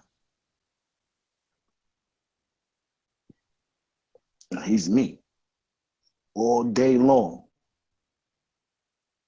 I ain't got to teach that nigga to be me. He naturally me. He make all my movements, all my, even act the way I acted when I was younger. Same little hypertension moves. Yeah, smart as a whip. All he needs is me to point him in a, give him a little twinkles here and there, and he gonna be the best that he could be. His name's Kadar. I call him the kingdom. When I understood it, to who I was and when the year he was born and to put his name and everything together in mathematical order, he came out to be the kingdom that was coming in because I was a black son. So, you know, that's on another level, as that's who the bot would say. That's another story. So, but yeah, I identify what you said, Master Kanan. Identify what you said, Kenny. Yes, sir. That was a most definite, brother. I appreciate that. You get it, man. Welcome to the conversation. I appreciate that. Yeah, it all boils down to divine love. You said don't call Divine love. I'm sorry, You know what what you say? I say, it all boils back down to divine love. You know it's divine love when you can call on your brother and sister, and they'll be able to comfort you, you know, in any situation. You know, because it's been situations, a personal thing. It's been a situation where I have good brothers and sisters that will calm me down at certain times. You know, now you know you don't need to be doing that. I don't give a damn how mad you are. I don't care how you feel, but you got to eat this right now. You know what I'm saying? And I know what you want to do. It's a messed up situation, but you know, you got to eat that right now, and it's another way out of it. You know, that's divine love. When you have someone to care about you enough to see that you don't get in a situation that you'd rather not be in. Like we did with the streets, on the street level. And, you know, a lot of us, you know, probably have dealt with the street level, and then a lot of us probably haven't. But for the sake of saying that, those who have, you know, we might have, you know, experienced certain things on the street level that when, you know, you deal with someone on the street level, they be like, okay, I'm gonna go do this. And then you have the homeboys or the homegirls, they coming back and they back it up. Yeah, let's go do it. Let's go do it. That's not divine love. That's divine ignorance. That's undivine ignorance. Or divine ignorance. You see what I'm saying? We don't want to be around nobody that's going to push us up. So a situation or scenario will occur that is detrimental to us and our families, most definitely ourselves. That's divine love. That someone would say, I'm gonna go ride on these niggas. Let's all click up. Let's go ride on these niggas, man. I got it. That's not divine love. It's divine love when if you have that feeling, there's nothing wrong with it. You see what I'm saying? Without the action being carried out, but we got to do with the intentions as well. But you know, when you ride, you know, I'm gonna go do this, and then you got a whole bunch of people say, yeah, let's go do this. That's not divine love. That means that the person who don't care about themselves is really the one who say, okay, let's go do it. I'm with you on that. So how can they care about you if they don't care about themselves? Because they should be saying that, you know what, brother, eat that shit up. It's another day. Live for another day. You know what I'm saying? Hold it down. Don't worry about it. That's divine love. But undivine love, I hate using that term, undivine love, but for the sake of argument, undivine love is when somebody say, yeah, let's go do it. And that's how a lot of our people have got messed up in the past. Ride with someone who we thought we loved, and they loved us. You can have love without care. There's such thing as loving without care. Because divine love is caring. It's to care. That's divine love. I care about my brother and sister. I say, hey, don't do that. I know you mad. I know you pissed off. I know you want to really do this, but hey, I'm your brother. I'm you know, hey, I'm your sister. Hey, don't do that. That's what they want you to do. They want to push you to do that. So I'm your brother, I'm your brother, I'm your sister. Don't do it. That's divine love. Because I have been in a situation where I want to do some things, where I feel so passionate about doing some things. Because like I said earlier, we talking about energy. And I know a lot of nigga energy is going around. A lot of nigga energy is going around. That's in the air right now. And that's something that we all have to accept. There's a lot of nigga energy going around. And it be, and most of the time it be for those who you love. That's who it come from a lot. A person is more aggressive to someone who those closest to you. Yes. Yep. A person will be more aggressive to the one, like the brother said. They'll be more aggressive to you'll be more aggressive to a person that you love, and the person that may love you will be more aggressive towards you. And that's what they call a hate crime or a passionate crime. Oh, the person got stabbed. They stabbed a person 42 times. That's a passionate crime. That means that's somebody that they automatically know that's somebody that the person knew. So we have to be careful in how we step out and how we represent ourselves, you know, in any fashion or form of life or through our personal journey. We have to be careful in how we disseminate things and how we disseminate information, or we say outformation. We have to be very diligent in how we disseminate these things, because now we have own lookers and own listeners who are listening now. Because to my knowledge, this venue is being recorded. So to speak to the young brothers and sisters out there, the young Nubian brothers and sisters, or the young black brothers and sisters, or the young African American brothers and sisters, whatever name we feel comfortable with, it don't matter. You know what I'm saying? So we have to consider those, because now we are wisdom. We done been through, I'm pretty sure a lot of us on this call is at a significant age that we done been through a lot of things that the youngsters are going through now. So we was knowledge when we was going through it. Now we become their wisdom. Now we are the right wisdom.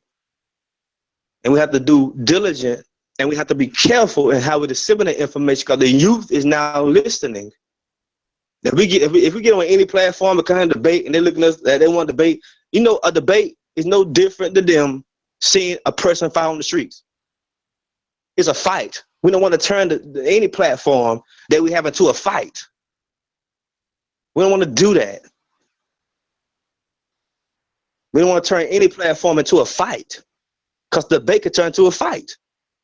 And I'm talking about a physical fight. It can lead down. I'm talking about the first fight, the mental fight.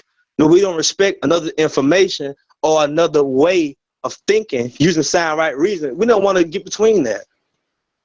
We all came here on this planet. We all incarnated on this planet with a certain mission. And everyone know what their personal mission is themselves. Everyone know what their personal mission is. Can't nobody tell another person what their personal mission is. And that's why I'm glad the big brother here, you know, the big brother, Master Jermaine, what I affectionately call him, and him and his wife, Fatima, my master, Fatima, Master Jermaine, set up this venue. So we can go ahead and disseminate and get this information out there in a positive way. There's nothing wrong with the debate. But you know, we all know that the Master told us to stay away from debates.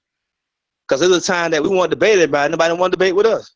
But now you got brothers and sisters who are under the Master Teacher, whether they are Nawapians or what they call themselves Nawapians or not, but they use the information that he wrote to battle against each other. So now we ain't got nobody to debate, we're debating each other.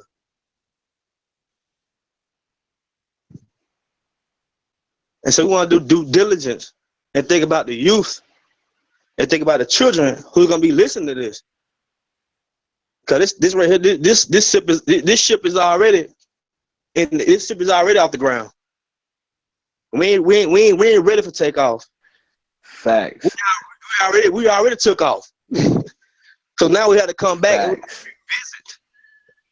We had to come back and pick up those who have came in at their personal zero time reference. And I know zero time reference is a ding dong to certain people who know what I'm talking about.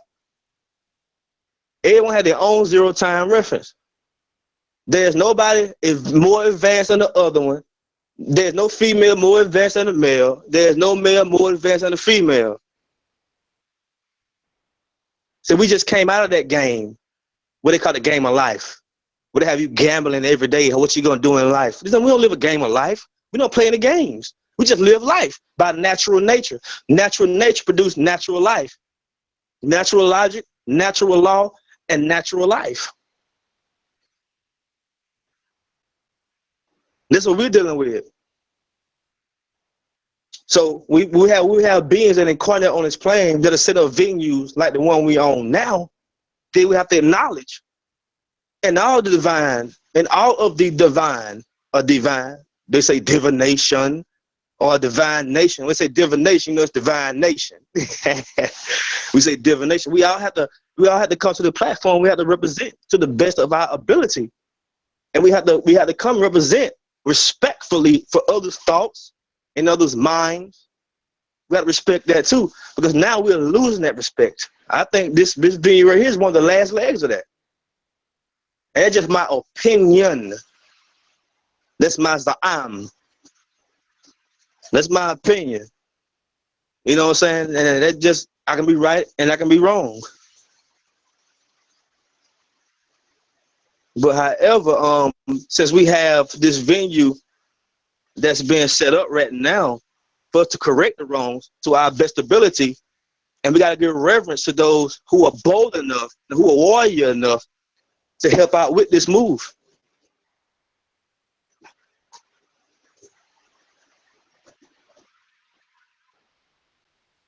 We have to do that, and we have to acknowledge the ones who are doing that. And I big up and I acknowledge Master Huni Ba'atun. I acknowledge Master Fatima Mahdi. I acknowledge Master Jermaine. I acknowledge Master Anuki. I acknowledge Master James. I acknowledge Master Leon Nuso. I don't know if I pronounce your name wrong, but bro, you know what I'm talking about. I acknowledge the big brother. Matter of fact, I acknowledge Ether boy. I acknowledge Malachi. That's acknowledgement. Because we be on the platform where there's no hate, there's no slander, there's no backbiting. This type of platform that I feel comfortable coming in. And I just want to say that out of divine love. And I appreciate y'all for putting this venue up so we can go ahead and assimilate this affirmation. Yeah, and divine love, like you just said, that's what it truly is. You say you're looking for divine love. Excuse me.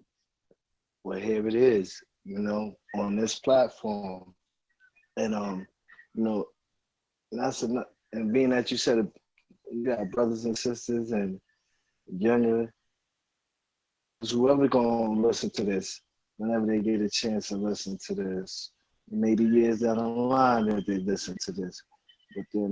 But for those that are listening right now, it's important that you do not follow fake love. A lot of these people out here, whether they're Nuwapians, Christians, Hebrew Israelites, Jews, they giving out a lot of fake love. Nation of Islam, fake love. It's a lot of fake love.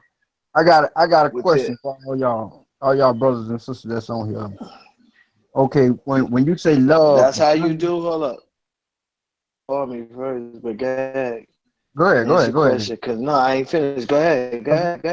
Ask the question. Because it's still retaining to what you're saying, because you just said all the people giving these fake love. So it retaining to the same thing you dishing out, but you to give a person a more understanding of what you're saying by fake love and what the brother was just talking about and what Fatima was talking about. This pertains to all of that, or overall. Is a person born with love, divine love, or fake love? Or do a person have to learn it? Okay. He asked me. All right. Yeah. A person is born. Majority. I mean, people are born. I ain't gonna say all, but a lot of people are born with divine love. A lot of people aren't. They just don't have it. It ain't for them. They born with divine hate. And Fatima wanted to add on to that. That's my spell. I would say all comes from love, but the idea of love is misinformed, transformed, reformed, informed, and it becomes something that it's not. It already exists. You don't have to put it in existence. And we misunderstand love all of the time is not an attraction. We only, because the way it's different levels of love. Just when you look at different beings, the way that the mother loves is different than the way that the father loves, or your sister or your brother is different frequencies of, but it all exists already. It's just put into energy. It's different energies, and we misconstrue it or make it into something else when it's something opposite than ourselves. When it should be what you want from yourself or what resonates from yourself. But we try to put it into a form or a classification and doesn't let it just flow freely. And that's when it transforms into something else, and it turns other people's natural nature into something else because of trying is failing to make it something that is not this. It already exists in all of us. So, and that's what we need to get back to, and about the balance between the ones with the male and the female. We get back to that natural love, that the unity of, or the oneness of, and we'll come back to a balance, which is love naturally. Love is a balance.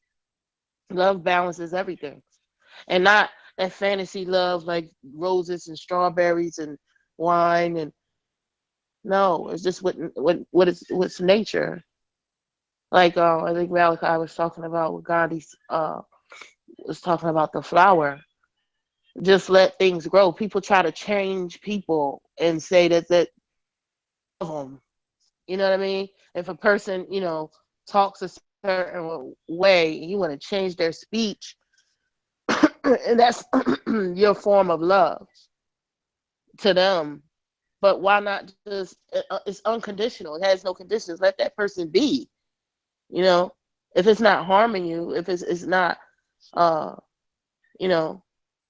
But we develop these things in our mind where people, if it's something that we don't do, we have to change them, transmogrify them, transform them to fit our ideas, which isn't love. It's an idea.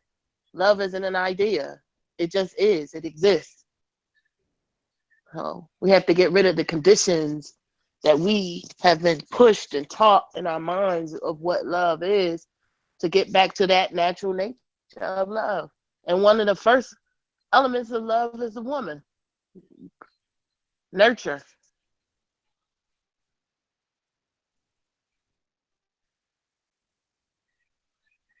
Be careful who you have babies with, because that natural love could be,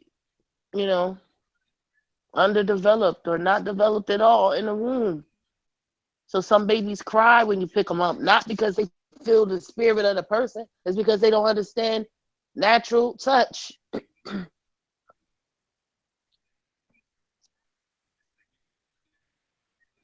Be careful of the men you have babies with, because their mind transfers over into the DNA. They may not have love. They don't know what it is. It's natural. I'm not talking about walking around being fancy, once again, leaving rose petals everywhere and just want to love and kiss and hug everything. Everybody's one. It's energy. So you will recognize, excuse me, you will recognize love.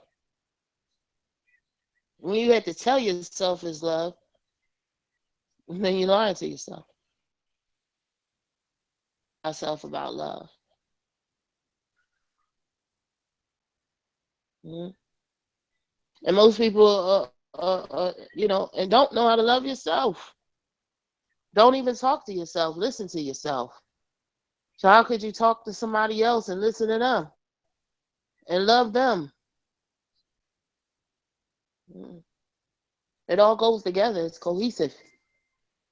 But the first work is in on yourself. Yeah, I want, before you went past that, I want to touch on that part you just said. Say that again. The last part you were saying before. When talking to yourself, loving yourself. Go ahead. Say If that you again. can't talk to yourself, if you don't listen to yourself, then how could you listen to someone else's talk or speech? Or some, you know, we learn it from our mothers and the fathers and not listening at home. Right there, that was the key. How, if, and that's what I, before I stopped before you asked the question, that's what I wanted to end it with. A lot of these platforms say they're about love, divine love and truth, and they don't even have time to listen to someone else. They want to push, but don't want to open the forum to true love or to people to voice and expressing their feelings. And this is why I want to tell people, if you see a people saying they have divine true love for you, but they don't give you that divine true love, they don't put it out there. They only talk to you and invite you when they either want to use you, make a dollar off you, or to show up at an event, but don't want you to have no involvement in what's taking place, the development and shaping of the organization. Yes, some have orders and ranks. What part are they really a part? What are they accomplishing, getting from this? Our goal is to give a platform and a place where you know it's divine true love, and you can express your divine love for others in yourself. Form that we're on. We truly about our people, so I open the floor. I invite people in. We invite people in as a unit. If motherfuckers ain't feeling you in this unit, well, and you out the door, then you out the door. That's something we decided collectively. You know what I mean? Oh, I don't think we need that type of energy. And this is what we mean. You got to be able to recognize true love, and when someone's giving true love, or when someone's willing to give you a shoulder to lean on, or a place to grow and truly love and get love back. That's what's needed. That's what's needed. True community, a true example of what a community stands for. Not a person standing on top dictating everybody. It's like, well, you know, he can live and shine, but I can't live and shine also. No. But anyone else, brother McCoy, I would like to hear what you have to say on that. And James, you too, being that you asked the question. But the question was, can you be born, are you born with divine, true love, divine love? A lot of us are. Some of us are. A lot of us are not.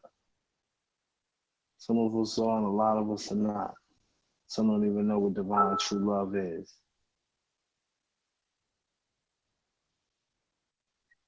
Some go through a life years of heartache, sorrows, and pain, and won't find out what divine true love is until they pass on to the essence, or right before they pass on to the essence, until they're in their 30s and their 20s, and so forth.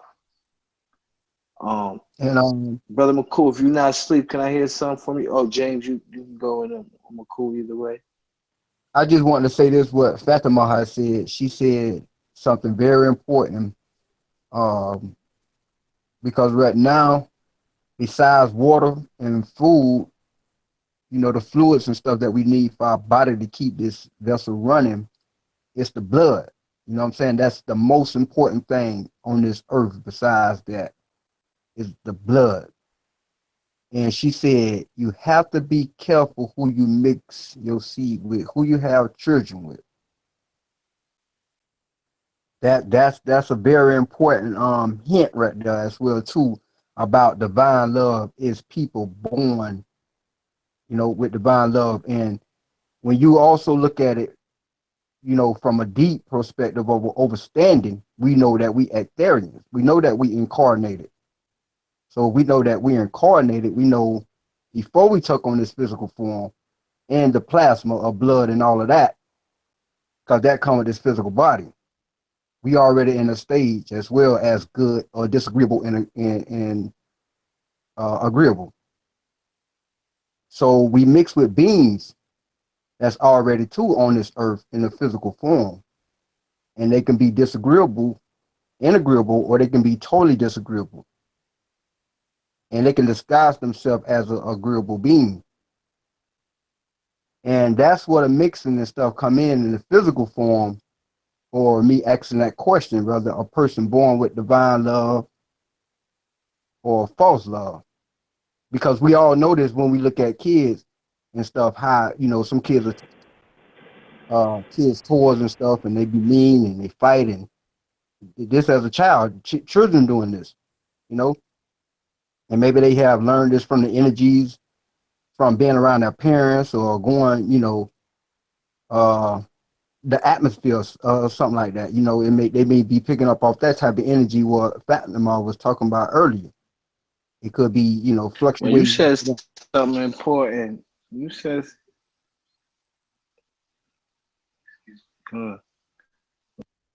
I'm done.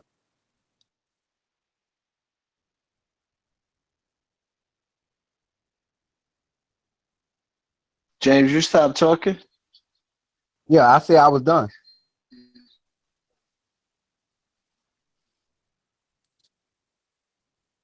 You hear me? I said I was done. Stop so I could say something? Nah, what I was gonna say was, you said something very important too when you said about the baby being born. The way you said, watch and see who you mix your seed with, and then it's a baby. Well, you know the saying, a love child or a love baby, or that baby is made. That's a love baby right there. Now, a lot of people interpret that as, oh, their mother and father listened to some good old love songs, and they made, you know, they say, oh, I made you off that song, or we made you off that song. But that's not what the true meaning of that's a love baby. How you recognize a love baby? Because those are children that naturally show love from the day they born. They always share their toys, they show their goodie, their candy, their snacks, they proper, their manners intact, you know, respectful. Mothers and parents guidance with it. They just automatically so nice and polite and loving and caring. And oh, mommy, look at the bird. Or oh, the doggy's hurt. Or you know, they may see someone cold. My like friend of my son, and my son did. It was a kid.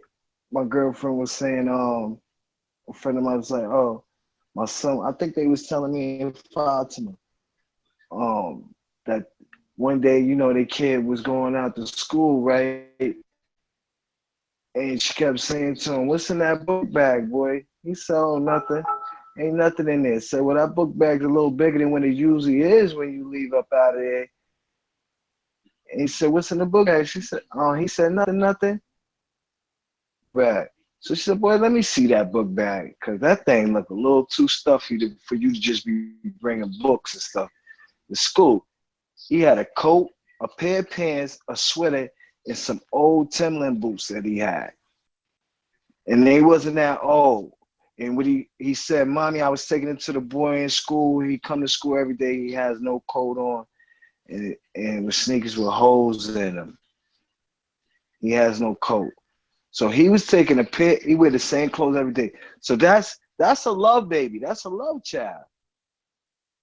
I was younger. My mother used to say, boy, I ain't buying all this stuff for you to be giving it and leaving over.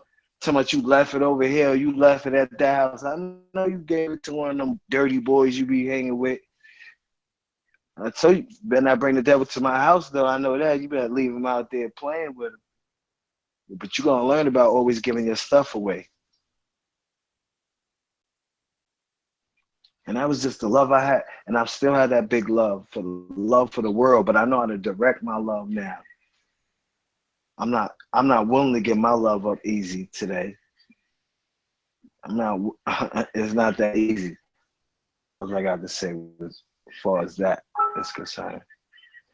The question was, Master, welcome in, Master Huni Bapa Tone. We was talking about divine love and all that. And the brother James, while I was speaking spirit, he asked me, is it possible for a child to be born with divine love? Or all children born with divine love was the actual question.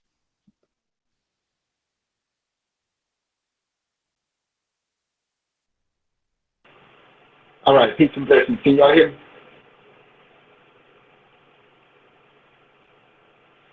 Yeah, we hear you. Yeah, that's an excellent point. And I would like to emphasize divine love by way of a will of the Creator is always infinite, because when you really look at the word or what we was taught for divine love, ish is one thing, or shuk is another thing, but hua is also another form of divine love. And when you really listen to hua, you got the word divine life is hidden within the meaning of that name. Hayu. Okay? Or El Hay, okay. Signifying life. All right? So that's the will of the Creator. And I think that's something that me and the Twin Spirit have tabled on a lot of our episodes before, is because that's the biggest concern, especially nowadays, when you look at, in this day and time, we live in a, I don't want to call it a strange day and time, but a lot of the children actually hate their parents, and a lot of them weren't created out of love. They was created out of convenience. And I'm, doing my best to be as clean as I possibly can. Bottom line is, I'm going to speak on behalf of myself. And I think many of us can speak on, for ourselves as well. I know that I was, and many people can see it with certain photos I put up. You can see at times I look like my mother, and at times I look like my father, and at times I look like a perfect blend between both of them. I think they actually initially met in the early part, or towards the middle of the 60s. They actually legally got married somewhere between 1966 when they came together and helped create me. And I tell you, these two nutcases, these squirrels, got together and had me, and I'm a perfect, a perfect blend between both of them. I think I was saying to you, brother-in-law, the Freedom, I was saying, my mom, she was a bare knuckle prize fighter. That's true. I mean, my mom was wicked with her hands, man. A small lady, but the things I seen this lady do with her hands was, she used to knock out teeth. Now, I know y'all probably saying, well, where did the love come there? Because just like me, I'm one of the most lovable people you can, and I think that's what a lot of people get caught up and they get drawn at. They don't really see that. They don't see that coming, And I'm not saying I'm bad, Leroy Brown, or the baddest man in the whole town that can't be gotten. I would never even profess that. But what I am saying that I'm a very lovable person, even to the point when I have to take someone to war, is done out of love. And that's what really, really makes me dangerous, because a lot of people, they can only fight or try to fight. And I say this message, especially to Melanites. One of the things that the devil does, you know, whether it's pale or black, black is the midnight sky, they want to try to help bring out the anger in us, because they know that a lot of us are frustrated. They know that a lot of us are still caught up in ignorance, okay? And any one of us that studied the arts of hand-to-hand combat and mind-to-mind and hand-to-hand combat, one of the worst things that you can ever do is try to fight your opponent in anger. Some of us remember old school. I'm going to get back to divine love in a minute. But I just want to take the time to draw this in our minds for those who probably bear witness to it. You ever seen two people got in a fight? Mainly I've seen men do it. Or sometimes I have actually seen some women do it. A person actually gets in, you know, like one person's angry and the other person, and a lot of times I've seen it, you know, primarily in a smaller person. I've seen a smaller person actually pull the shirt up over an angry big person, pull the shirt up over the head and actually just about beat him to death, because that bigger person or the other opponent was caught up in anger. I'm saying all of this for a reason. Divine love is essential because it's the essence of life itself by the will of the Creator. But everyone that's living today that was procreated was not created in divine love. You know, and we know that, you know, from you know, women that was gotten taken advantage of in the form of a rape. I was just trying to be as clean as I possibly could, but you know, you got out of convenience. Some was just out of convenience, want to love at all. And this is some of the issues that I mainly, especially with me and my twin spirit sister, I want us to keep zoning in on this when we do these episodes, because especially with women nowadays, you know, before they make the decision to actually lay down, and men too, because it takes two to tango, be careful and not only know the status of a person, but know what that person is capable of. Is this person capable of loving you if y'all are together, or loving you to the point where they got to move on? And if a baby is conceived, then make sure that these are two responsible people. And this both includes men and women. Okay? But I'm mainly is concerned about women, because women have to open themselves up. Especially in the sense that if a man is not taking something from her. Okay? Women have to open themselves up and allow a man to enter her that way. Okay? Especially in this day and time. Okay? So I want us to be real, real careful when we're sending these messages out, because it's an excellent bill. I mean, I wish I could have been on earlier, because I can only imagine what I missed, but I'm thankful that this is being recorded, because I can go back later when this is archived. So I'm going to sum this up, that divine love is life in itself.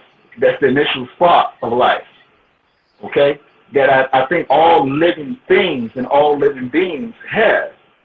Okay? So that's higher, which is inside of Hor.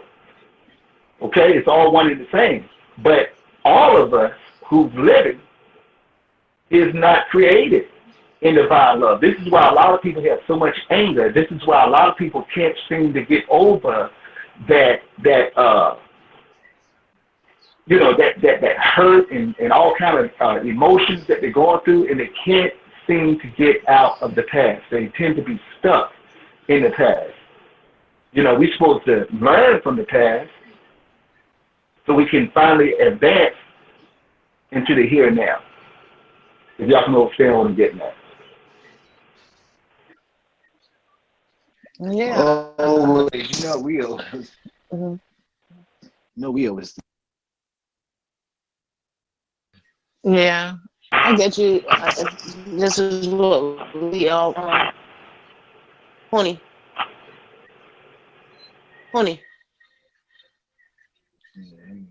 Oh, okay.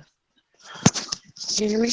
Yeah, we can. He muted his Oh, phone. I okay. thought you were telling Yeah. I was saying this is, a topic that, I was speaking to a brother earlier. His name is Africa Marcus.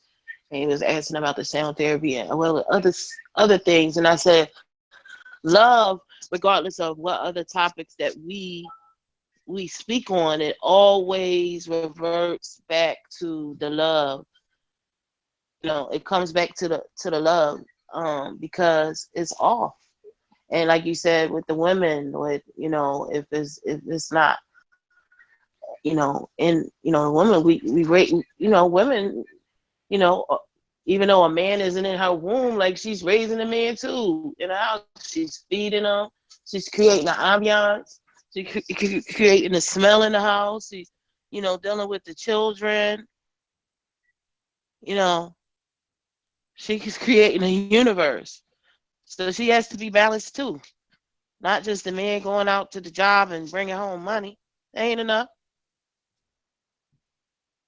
So that's a topic that we always talk about with sound therapy. That was long, but it Is just makes me laugh for you to say what that truth just makes me laugh because it's such pure facts that you be bringing. I like the way you bring it. I just had to add that in. That is yeah, enough. yeah. So we have to, not to saying that, and not for men to get big headed, saying that they gotta balance the women. The women have to balance themselves, and it's gonna come from other women. We know. Can't tell you about how you go through your emotional or your energy changes when you're going through your menstruation. A man can't teach you about that, about those energies when you're in that state. He could read a book all day. That don't mean he could teach you. You know, that's love. Get some sisters around. Get some like-minded sisters around that. Your wife. You want to. If you constantly trying to teach her and she get on your nerves, the problem is you. It ain't her. You think she off? Nah, because you bottling it up, feeding all these information and books, and forgot about natural nature. She's natural nature, not you. She made you natural and nurtured you and still nurturing you to this day, whether you want to accept it or not. And I'm not taking anything away from the men by saying that. But we got to raise our women. Brothers get together fine, beautifully. You know, I be always with y'all, trucking it out, you know. But sisters need to get right. That's why the balance is off, because the women want to be men now. And don't get it twisted. So some men think I want to be a man because I talk, I speak. I don't bite my tongue. I know what's in me. That energy is in me. It's power. It's a masculine in me. But that doesn't take away from my femininity. I hold the house down. Business too.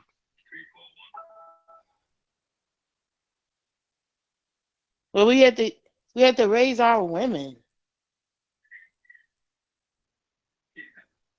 First is created in her womb. Why we don't nurture it? And then the men need to be nurtured too. Get your head out the sky. Thinking you on top. And you need a woman. And so what if you could cook for yourself? So what? Your mother taught you. You watched her do it. Your mother taught you how to use the bathroom, which is natural now. You feel it, you got to go. Your mother taught you when you were tired. And now we don't need women to do nothing. I don't need a woman. I can do that myself. But a woman taught you first. You didn't know how to go to the bathroom until she probably spanked your butt or told you when you feel like this, you got to go pee-pee. When you're hungry, ask for something to eat.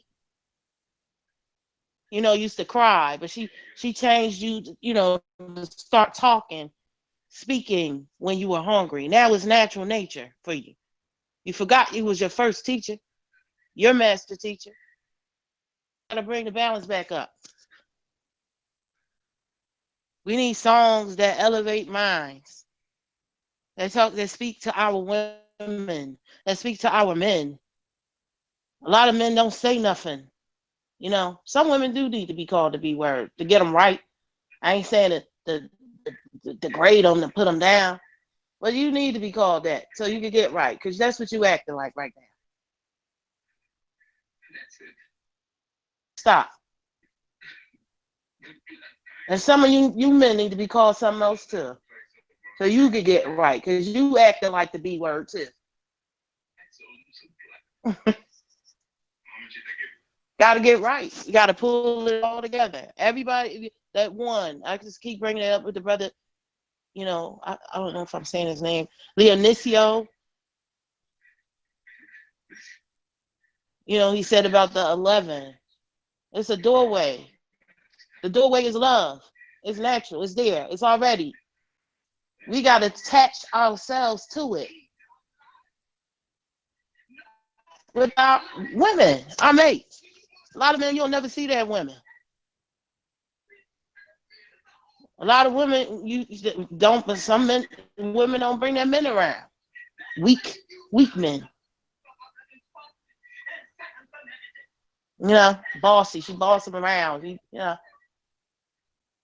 And he won't bring the woman around because she ain't a reflection of his front, you know, because he's fronting with all his knowledge and information. Hood rat baby mamas. You know what I mean? None of the kids reflect what, you know, he living. She's living. That head rat come right off as soon as they break up. Can't wait to take it off, honey. Put a permanent hair and everything. Start eating pork. That's what they do. I ain't saying all of them, but that means we got to get right. You know, the words ain't enough. People keep their heads in them books too long. Go ahead, honey. You know,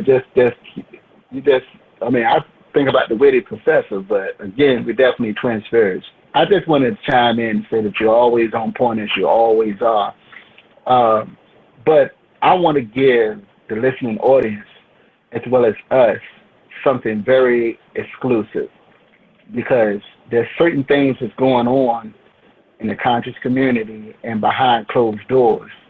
I'm not going to name call, but there has been a lot of beautiful sisters that have been in these abusive relationships. And this is something, as we continue to do our episodes of Perfect Harmony or Sound Therapy, is something that's definitely got to come up. Now, I know that tomorrow's bill, we're going to talk about reestablishing trust in ourselves and each other. But you best believe this is one of those subjects that's being taboo. So I don't know. I know it was pretty much open, similar to Open Mic Friday or whatever it's coined or called. We just pretty much letting nature take its course. But I just want to, you know, share that with us, because that's something that's going on, and it's happening with some of the people that you wouldn't even think, wouldn't even have any idea. And it's not just women. You know, primarily it happens to women, but some men get caught up in abusive relationships as well. So it's real unique in a sense, and it's definitely on time that we are having this topic of discussion about divine love and the real significance of it, because I think if people weren't created in divine love, then they really don't know. If they don't really have a model, and the first role model should be your initial parents or grandparents, if you're raised in our environment or a household where love was always advocated. And then similar to what the phenom was saying, sometimes some people can, and you correct me if I misquote you, brother-in-law, that sometimes people can either take that as a sign of weakness if you show love. Some people can misinterpret that. So I just wanted to share that, because as we continue to do, because this is a growing process, and it's not only offering healing to ourselves and each other around this, brilliant mind roundtable. Again, I'm so used to calling a conference call-in, but it's so much more than that now, because we can do so much more with it. So I'm thankful for this particular format. So I definitely want to say that. I don't want us to get too much in it tonight, but I want us to definitely bring this out in the open, because it really, really needs to be discussed. Okay?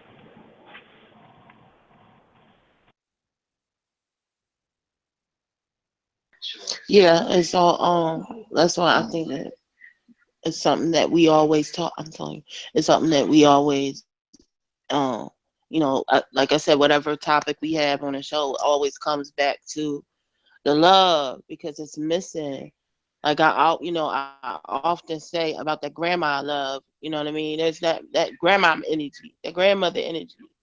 There's no more grandmothers, that are, helping with the raising of the children. The women are out of the homes now. There's no nurture in the homes. It's quick microwave fix. Ain't no big Sunday dinners. And you don't have to be religious to have a Sunday dinner. Everybody's on their phones, no communication, no word frequency to elevate each other, bro and sis now. Ain't no bro and sis energy, I love my brothers, Huni, Sadiq, Maku, Malachi, Tahuti, Osiris, my husband, Black Son, Gregory, or whatever you want to call him. I'm telling you, that's what I'm talking about. Yeah. The new brother, he came in with his intense heat. The NCO, his wife, I think her name was Raven. Beautiful energy,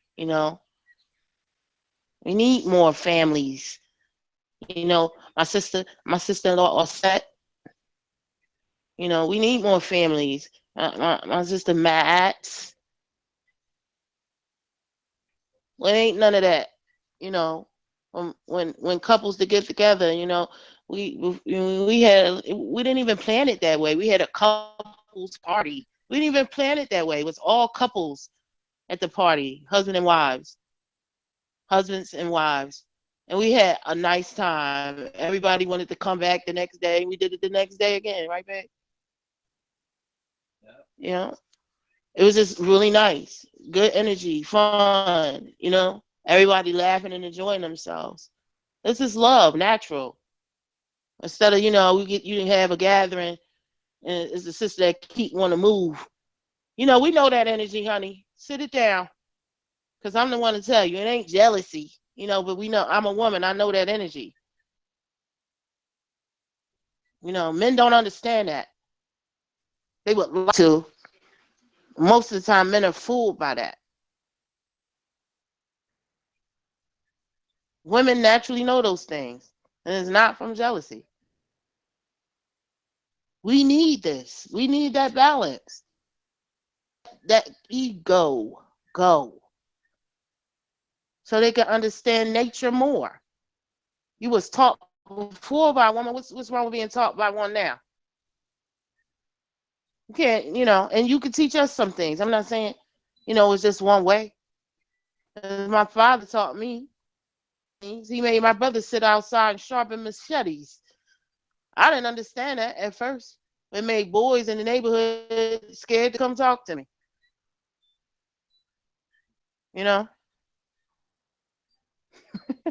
Crazy. Well, we need that. You know, we need to learn. You know, my father, you know, taught me things that my mother couldn't have taught me. But she taught me too in a different way.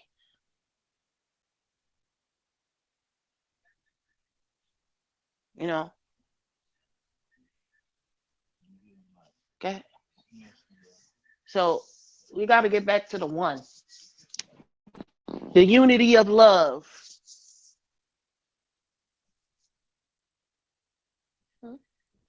Yeah. The unity of love between us. Our babies deserve it. Our nieces, nephews, or whatever. If you don't got babies, cousins, you deserve it. You deserve to love yourself first. That's the problem. Most people don't love themselves first. They half ass with that.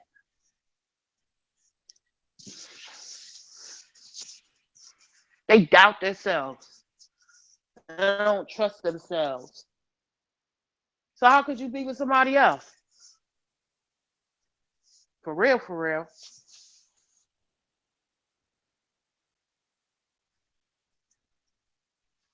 You're going to come and rearrange and change somebody. And I'm not talking about if she has a perm and you're trying to give her natural hair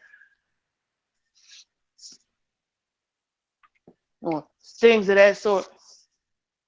But it becomes oppression when she don't have other women that reflect her mind. You can talk to all the time, but then she bored. Or, you know, she get around these holy sisters and they don't want to laugh naturally. You know, everybody holy.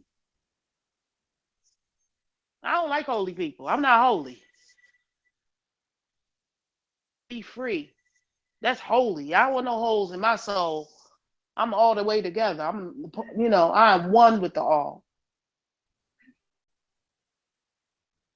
Enjoy yourself. You know, laughing, joking, going places, feeling beautiful. You sat in the press all the time, and only time your husband with his friends, the brothers. Your babies don't have nobody to play with. You know, little savage kids at the park. What about play dates and all that? They go extreme. They homeschool their kids, and the kids don't never have an outlet. They're still children.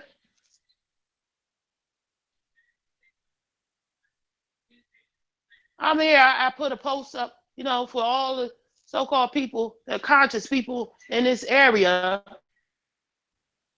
to contact me. Now you inboxing me for all this other, you liking me and sharing your post. All I just want to know was some activities that the conscious people do in this area, so the babies can do it. You know, I support you. Not one.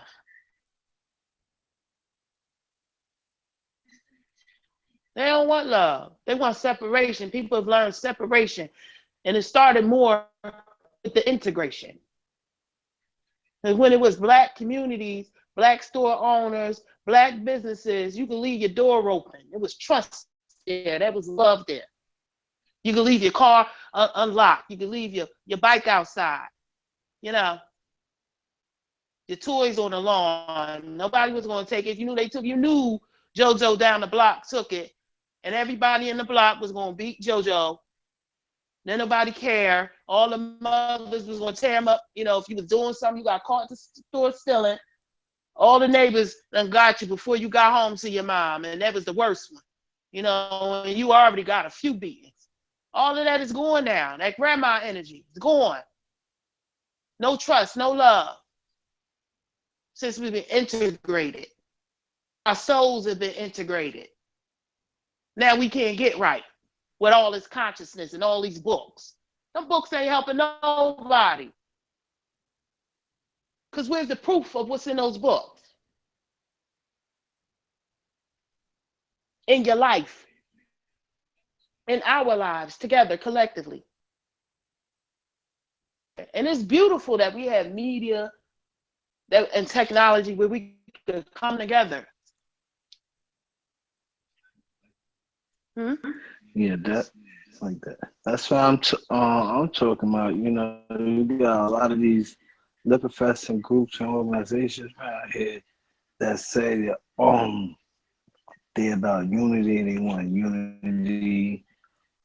They want to come together and let's build, but nobody's coming together and building.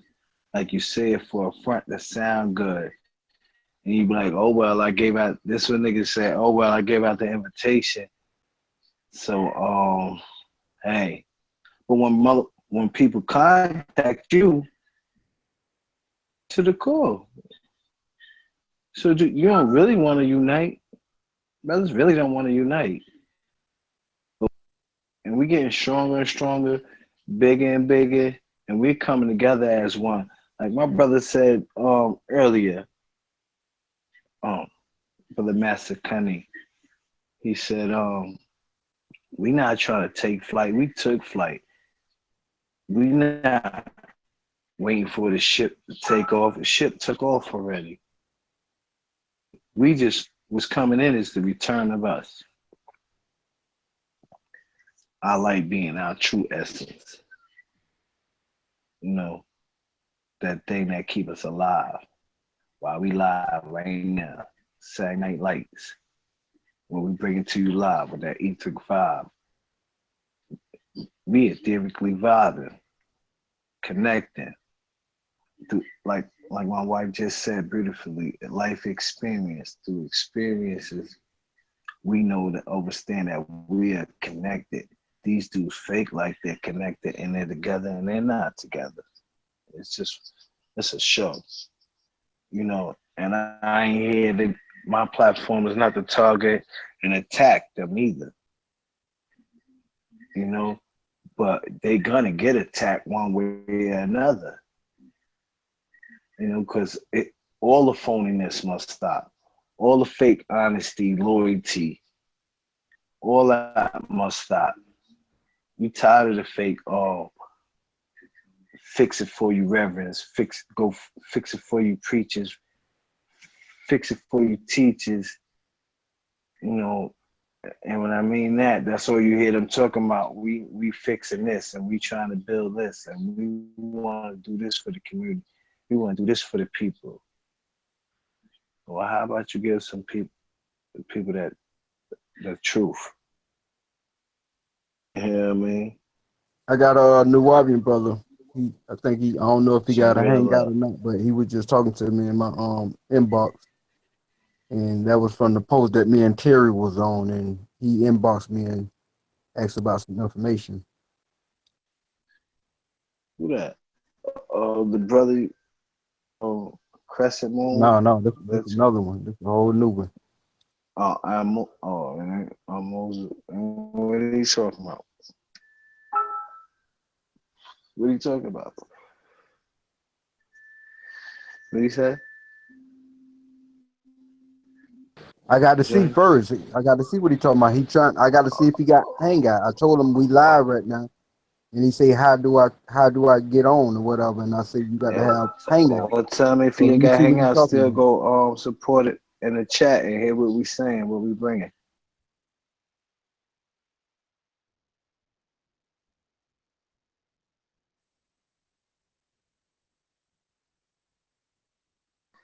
Like last night I had the Freestyle Friday.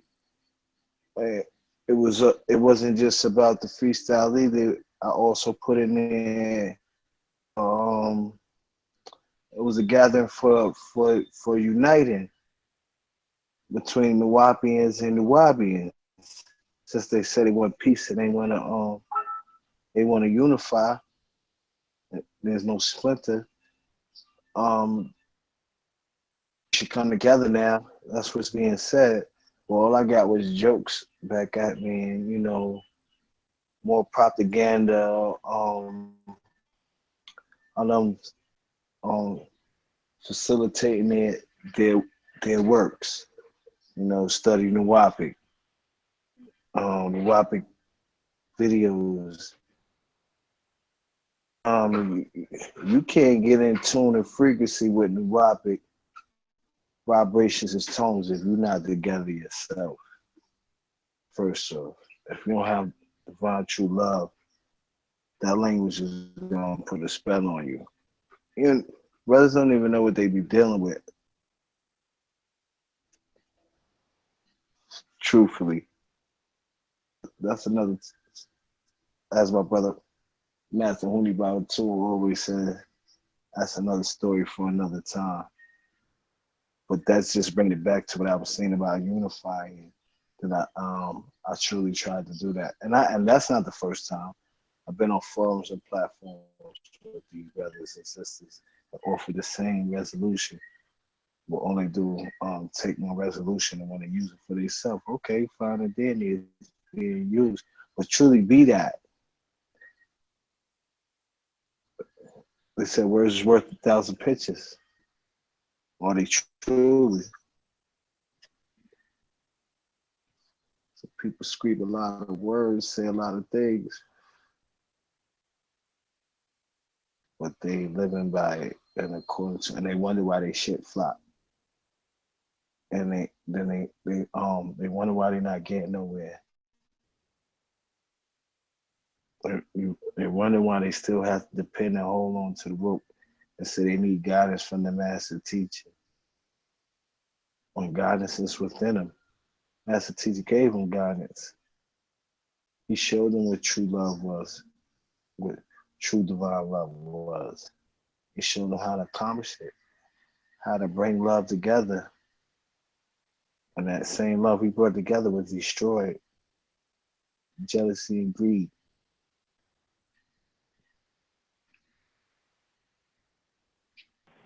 You know, wow,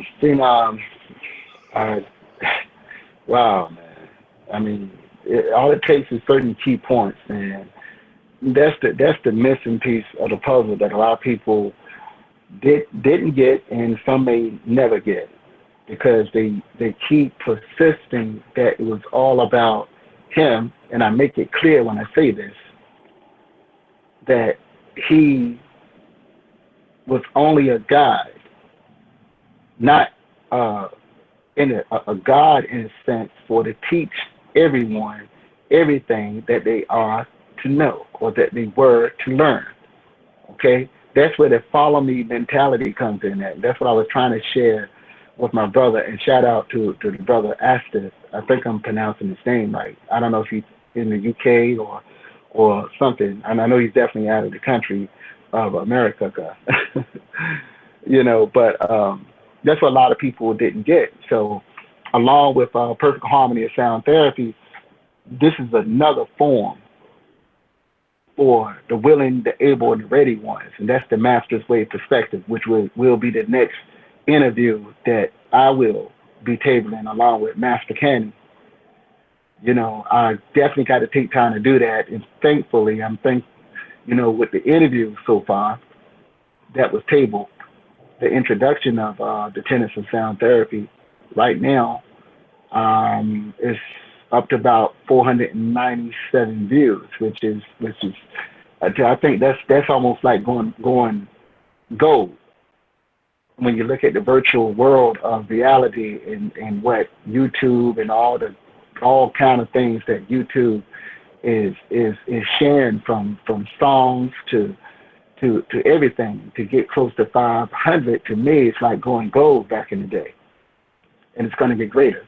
So, but that's a format. It's a very necessary format for healing, and we definitely going to keep that going individually, as a team with perfect harmony of sound therapy, and for the willing, the able, and ready ones. There's another level that I'm sharing with us and the rest of the world, the Master's Way perspective, because this is where that line in the sand is going to be drawn. You know, some people is going to be stuck being a follower, or some is going to rise to the point where they're able to lead themselves, which is what every real leader, every real master teacher that ever came from the religious sector all the way to mind to mind, hand to hand combat. And that's what, you know, those who know me personally, like I said, that I went through the schools of religion for various reasons, but I didn't go, get in it or was born into it and lived it just to stay stuck there. Is because that's where people start having tunnel vision. They start becoming too dependent on whatever the vein is of a scripture, or whatever the vein is. When I say vein, whatever the the head of that particular religious persuasion, they tend to be stuck depending on what the leader actually said. But a lot of times, and it's within the scriptures, it's been there the whole time, but it's for those who don't have tunnel vision, because if they don't have tunnel vision, then they can listen if they're a Christian. And this is not no form of attack. This is something that can be verified. With people who do want to take the time to hear what I'm saying and open up the scriptures, and they can see it for themselves. Where let's do it. Let's do it. Based on the big three that came. Of course, many others came, such as Buddha and Zoroastrians and all kinds of things like that. But I'm mainly talking about the primary three, especially melanated people tend to cling on to. So we're going to start off with Judaism, okay? If people was to really, really follow Musa, and look at the things that he was getting credit to as receiving the Torah, it's right in there when it says that, and this is Bereshit, or not even Bereshit, it will be in Exodus chapter 7, where it says that we have made you a god to Pharaoh. Okay, so Moses himself became God. And if anyone who's following the tenets of Judaism, then they will follow and not just look at Moses as him being the way and a bringer of the Torah. They'd be able to look at him and see how he was raised from one level to another, and he became one with the Elohim, as it was called in the Torah. Okay, so now I'm going to step out of that, put that aside, and go into what is called the New Testament. And we take the New Testament and we look at Yahshua, Jesus, or Isa, Messiah, and we look at the certain things that was recorded in the New Testament all the way throughout El Quran, where he asked, and not, well, I ain't going to get to the point where he speaks to the Ansars. I'm going to end up with that. But he says that the works you see me do, you shall do greater. And the word shall is we knew. He wasn't just talking the present tense, and I'm not here to debate whether he lived or not or over these names. So that's what the conscious community keep getting stuck at. And if you heard me on one of the bills that we did, I think that we was speaking about the holy tablets, whether it was fake or fiction, or if it's true or not, okay? And for those of us, and that was an excellent bill, and it's one, to me, I think it's one of our best ones to date. And I'm going to reiterate on something that I shared. I said that too many of us tend to get caught up on stories, okay? Once you tap into divine truth is divine truth. And divine truth is not confined, it's not restricted the way scripture is. Divine truth is going to be divine truth, and you can see divine truth or find divine truth in some of the most intricate places. You can find divine truth even listening to a conversation, or you can watch the works of nature. You can find divine truth even in the scripture or even outside of a scripture. Okay? Excuse me. Excuse me, God. Can I say something? Yes, please. All right. Now, divine truth. A person can hear the word divine truth, but it needs to be specified more. Now, on a psychological scale, a lot of individuals can comprehend it. Now, all gods and goddesses hear what I'm saying. There are two formats of perception. You have subjective thinking and objective thinking. Subjective thinking deal with abstract imaginations and false interpretations. Objective thinking, which is another, what the God said, divine truth, which is another term to explain it, is a clear perspective view without anything extra. Now, when you're dealing with objective thinking, you're going to look at everything as is. Now, I encounter a lot of these new so-called Nuwapians speaking on knowledge and debating with fellow Nuwapians, but they're on the same teachings. So it's evidently blatant that these people have their own views. And why is that? That's a question I'm gonna ask you, God. Okay, that's a very good question. I appreciate you adding that on, Lord and Master. I'm going to do my best to share. Here's where the problem comes in at, because most people have got caught up in, if I want to say Nuwapian, or those of us that have been students or have came in contact with, and listen to me closely, this is key. I want people to really, really zone into what I'm about to say, because I say it all the time. I write it pretty much all the time. The sacred spiritual master teacher. Because each one of us, and this is his own words saying it, he said that each one of us is our own master. And listen to him. Don't just listen to words of the master sound therapist, Huni Bakatun, or the magic man, or whatever people call me. Listen to the words that he said all the way back from the Ansaru Allah community, from the Nubian Islamic Hebrews, all the way to when we got our land, the embassy of the holy land of Tamaray, the golden city of Wahani. He said that we are, on each one of us, our own master, okay? And you can find it on YouTube, and some of us got the old CDs, where he spoke about the laws of the Egyptian Ma'at. Listen to that, because initially that was, it wasn't given to the public. It was really, really for those people who have made it to the ancient Egyptian order. Okay, initially we heard it first, because that was actually a class that he actually gave in the temple of Imhotep Lodge. And he, one of the questions that was asked, or one of the earliest questions that was asked, he said, what about some of us who didn't make it through those schools? That was actually the very first question. When he said, okay, allow your voice to be heard. And some brother, it was very, very shocked, because the first question that he asked, he said that, what about some of us who didn't, make it through some of those schools? He said, that's such a very good question that is scary. Because that should have been mainly, go ahead, I'm sorry, go ahead. In actuality, the schools, which a lot of, because you got to understand, all beings and all species on this planet have the birthright to communicate interdimensionally to the entities that brought them forth and initiated their birthright. Now, these schools of knowledge, that's what Melchizedek Nayok mentioned astral mutation. He's questioning things that is already, or what she already have within them, which is known as something that's cell level knowledge. All knowledge is broken down on the subatomic level.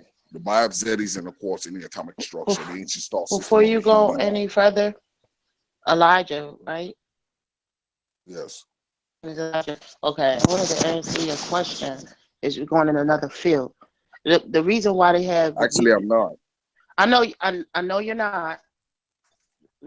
Listen to what I'm saying, okay? You asked a question about why did they have different views, and it's simple: ego, fear, no trust. I explained what that. No, I'm not taking away from anything that you said. I said that twice now. I'm not taking away from anything that you said. I'm answering your previous question. And these. Okay. Excuse me, sister. Don't mean to interrupt you. Okay. Now, do you know the whole concept of ego? I understand. Hello. I understand the concept of ego. If Okay, what you is the ego? listen, What, hold on. sister? What is the ego? No, you listen to what I'm saying. You Yes, saying you ma'am. don't mean to cut me off, but you want to cut me off because you want to make your point. And the point is, ego blocks all of our higher senses. And there's no sound right reasoning with ego. So the ego wouldn't allow them to listen to each other, to understand the information or the information that they have that should be sound in an agreeable form. But they're stuck on the disagreeable side because of ego and fear of not sounding right or not, or feeling punked. That's the ego that I'm speaking of now. I understand where you were going. Okay. So these are the things that need to be rid of. That's what we were talking about: love, trust, loyalty. All of these things are absent of ego. Now, may I ask you something? Yeah. What does that have to do with what I just said? It has a whole lot to do with what you just said if you listen. Okay. Because the question was, you asked about the brothers speaking and they're not listening to each other and they have the same school of thought. What keeps them from not listening? In the simplest form. Now, we wasn't talking about subatomic atoms and all of these things. You know what I mean? And I understand I understand where you were going, and I'm not disagreeing with you, but it's a simpler answer. And these simple answers are the things that we're not touching on, and we touching on all of these bigger subjects, and we got all of that, but we're not getting the basics like love, relationship, Okay. trust. Before we even go to that, we got to deal with emotions. Now, the ego is a self-arrogating aspect of the mind. Who has more? Who has less? Who are stronger? Who are weaker? Lust, envy, And and that so keeps people from being agreeable, to coming to the one. All of those things keep people from this. This is what we're doing now, because we're saying the same thing, but you want to be heard. I understand the energy that you're speaking, and I wanted to bring it back to the one, and not say something different. That's why I cut you off. I wasn't being disrespectful. I'm not attacking your manhood or any of those things. We need to come back to that. That was a simple answer to your question. Aspect, but even if you explain it, you're going to explain what I just said. And I'm not saying that I'm more right than you. But at the same Okay, time, then hold on. Okay. Excuse me, brother. The same things that you said, the same thing that you said that I haven't mentioned is basically what you perceive from me.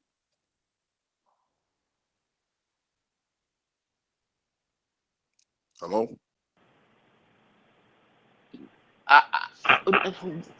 The first thing that you said, okay, I perceive from you, and that's why I said I didn't perceive from you. I said I didn't take anything from you, and I said you're gonna further explain the things in another way, and when I just gave the simplest answer, that's what I said. And I'm not taking anything from you. A lot of the time, men have an ego when a woman says something, and I said it in a simple way. No, Yeah. You can't classify all men the same way because I didn't say you. See, when you take offense to it, then that means you put yourself in that.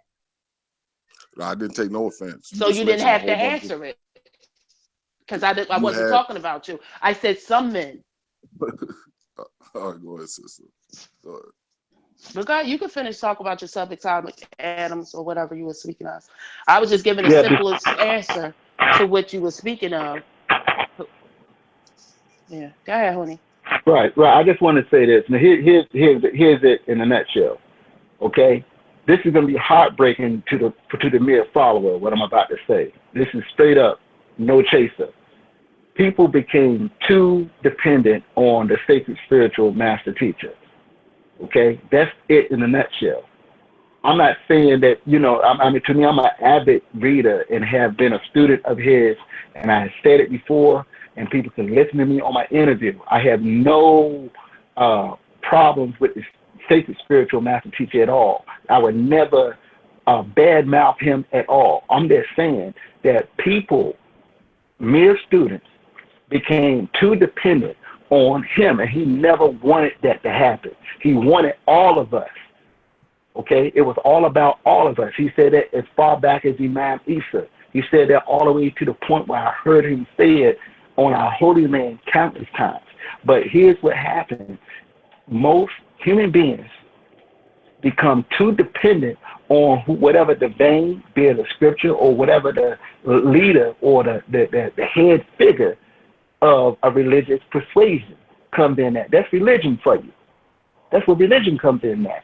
Because religion wants people to be dependent on one person when it should be dependent on all of us. So that's where the problem is, that people want to debate back and forth. And I'm going to say this, and then I'm going to open the floor up for more questions or whatever. This is it in a nutshell. This is key. Listen to me. Listen to me clearly. But hold up, I'm almost done. Hold up. The problem comes in that once you know yourself, okay, once you know the truth, for that real divine truth that's going to come from yourself, okay, once you know that, you don't have to debate back and forth over what's real or what's imagined or what's fake or what's fiction. You see? So this is what I'm saying. That's the real divine truth I'm talking about. The real divine truth is when people discover that I'm not just a part of all, but I'm all in all. Okay, that's the real divine truth on earth, and a scripture can't touch that. No book on planet Earth can match. And this is what it's going to sound like ego, but I'm speaking of pure fact. That when it comes to Lost Book of Huni, there's not a book I have ever read that compares to the book of my life when that was opened up and I was able to read it and see it within my mind. There's no book. That's not to discredit the scriptures that came, that unifies the religious. That's just a whole other arena. But it don't describe me and my life that's helping to bring the best out of me. That's no right, scripture honey. does. That's the divine truth I'm talking about. So once people So know you saying what they are. So you saying? Go ahead, Go ahead. Before you had got too far, I want to say. So you saying they have a religious doctrinated mind, and before you hear someone say, "Well, when one's talking, I'll just mute your phone," and then when you talk, unmute your phone. But when you stop talking, mute your phone so the echo and clarity be within this recording, because this is recording live. But yeah. Okay, I appreciate that. Yeah, that's where the problem coming in at. He never wanted that. I love this man dearly. You get what I'm saying? I love this extraordinary man dearly. And I'm not going to allow anyone, okay, to get the misinterpretations from him. I want people to hear it directly from a real master amongst us. You understand? And many of us who's gathering around the brilliant minds are there at that level because we're doing what we're supposed to do. Okay, and that's to raise ourselves up to the point, and we don't have ego because I can respect each one of us for the abilities and the natural self-given talent that we have. That's the way we're supposed to be. Okay, but again, the debate comes in. The debate. I'm almost done, Sam. The debate comes in that is because most people are too dependent on the next book, or they're too dependent on what someone else says, including the sacred spiritual master teacher. That's where the issue is coming in at. I'm not saying that for us not to read the books, whether the old books or the new books that's coming out. That's not what I'm saying. I don't want the people to misinterpret me. But what I'm saying is when it comes to divine truth, real divine truth of who and what we are as individuals in our part of all in all, there's no debate. It wouldn't be no room for debate. Ain't nobody. I wish someone would try to debate me against me about my life story. That's pure ignorance right there. Okay? Now I'm gonna put my phone on mute. Okay, let me say something. I have a question. Go ahead. All right. Hold on. Oh, sorry. Hear what I'm saying. Before anybody else continue, this whole conference and this line for all the gods and goddesses on earth is based on ego first and foremost. For everybody to share their knowledge and to prove their point. Now, when you said we don't, on this chat line, don't have ego, everybody have ego. You go from ego to super ego, from the self-abrogating aspect of the human mind to selflessness and the service of humanity. That is the super ego. That's all I want to say. Go ahead, Cyrus. Okay, and I want to say to add in on what Huni was saying about the books. If it wouldn't have been from the books and the scrolls and tablets and the writing on the walls and the stuff that our ancestors left us, we won't even be thinking the way we thinking or talking right now. And we won't even know ourselves as we know ourselves as now. I didn't get any of this. But you ain't had to had to read it, but you learned from somebody. Yeah. But what I didn't learn. Everybody learned from somebody. I did not. No, you learned. Your personal situation. You just told me your mother took care of you. Wait a minute. Hold on. Hold on. Hold up. Hold on. Both of you. A person you push mute. I did when you were speaking. Push mute. But you interrupt me, mother, though. I didn't interrupt you do interrupt. Every call you interrupt. So don't say that you don't. They talking a certain way. No. So with it's yeah. But I'm saying things from my mother, but the sound right reasoning, you can't be taught that. You cannot be taught that. Nobody can spoon feed you sound right reasoning. That's natural. That's nature. You cannot read that in a book. I don't care how many books you read. Tell me my experiences. No, you can't tell me, like Huni just said, you can't tell me my life experiences and what I know I learned from a book. I am a book. Okay. But your life experience still coming from people, other people experience. My life experience did not come from my places, some things came from her, but I did not learn sound right reasoning from my mother nor my father. The life experiences taught me about love and how to identify that, or loyalty, or what an ego is. But she did not tell me what my soul is. Better yet like this. Like Huni Baba Tone said, I wish a person would challenge me on my life experience of who I am. My mother may have raised me, nurtured me, but the gift, I was born with that gift. I was born to see the future. I was born to see visions. At a younger age, I was having out-of-body experience. My mother didn't teach me that. My mother putting rags on my head from the sweat, for the things, the visions I was seeing, the things that was taking place. So in that aspect, no, nobody can teach you that. You know what I mean? Brothers could teach you or give you suggestions or teachers on how to elevate to that state of mind if you wasn't born with it. We all have a different experience and life story. I just happen to be born with my gift. That's it. That taught us that each one of us was born with a certain gift. Everyone may have multiple gifts. Some may have the same gift, or the same gifts. You know what I mean? The gift may be reading, writing, studying, or whatever. Clairvoyance, communication, whatever, psychic, whatever. That's the gift you were born with. Now someone can teach you how to hone that craft and how to bring that craft, may give you the tools to how to hone that craft better with that craft. Those two different things. But go ahead. As I was saying, my mother couldn't teach me the gifts that I have. That's my natural nature. I just came through her. Some things she did teach me, but she didn't give me sound right reasoning. I was born with that. I was born to be able to read energies. I was born to be able to draw art, do music. That those things came through me, and I still revere my mother. But you can't learn everything in books.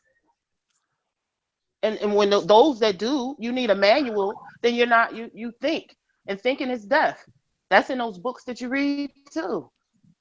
That's robots, robotic thought. You're not thinking on your own. Life is just like a book. You run into people, places, and things. That's why I If said you ain't I'm in learning my from own book. I listen, That's why I hold up, said this I see am a book. you already No, interrupted me. You ain't even let me talk. no, I am going to Right? let you talk. You know, we don't even do this. The energy change when different energies come in. No, it just sound right reason. I'm But just showing you sound right no, reason. Okay. I do let you talk. We Osiris, don't even do sisters, this. We don't sister do this, Osiris. Osiris. Do we? Do we do this? No, It's always love. It's always love between me and him. He gets off course. He brings. I bring him right back. it's not Okay necessarily then. that So you you bringing just them right listen to what back, you're saying but you then. got to No, understand, like dealing with. I'm talking to Osiris. You don't understand the relationship him and I had. That don't That's have why I'm nothing. talking. That don't have That nothing has to a do with lot the to do with what collective I'm. thought. That has a lot to do with his collective thought.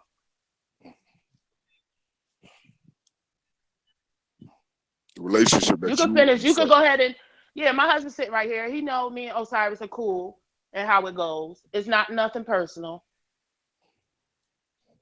But a lot It, of it people ain't don't nothing. know. It ain't never nothing personal. It It's just not sound right anything. easy. Yeah, it is. You know, so I don't want. That's why I'm telling the brother to, kind of stay out of it because it's not nothing.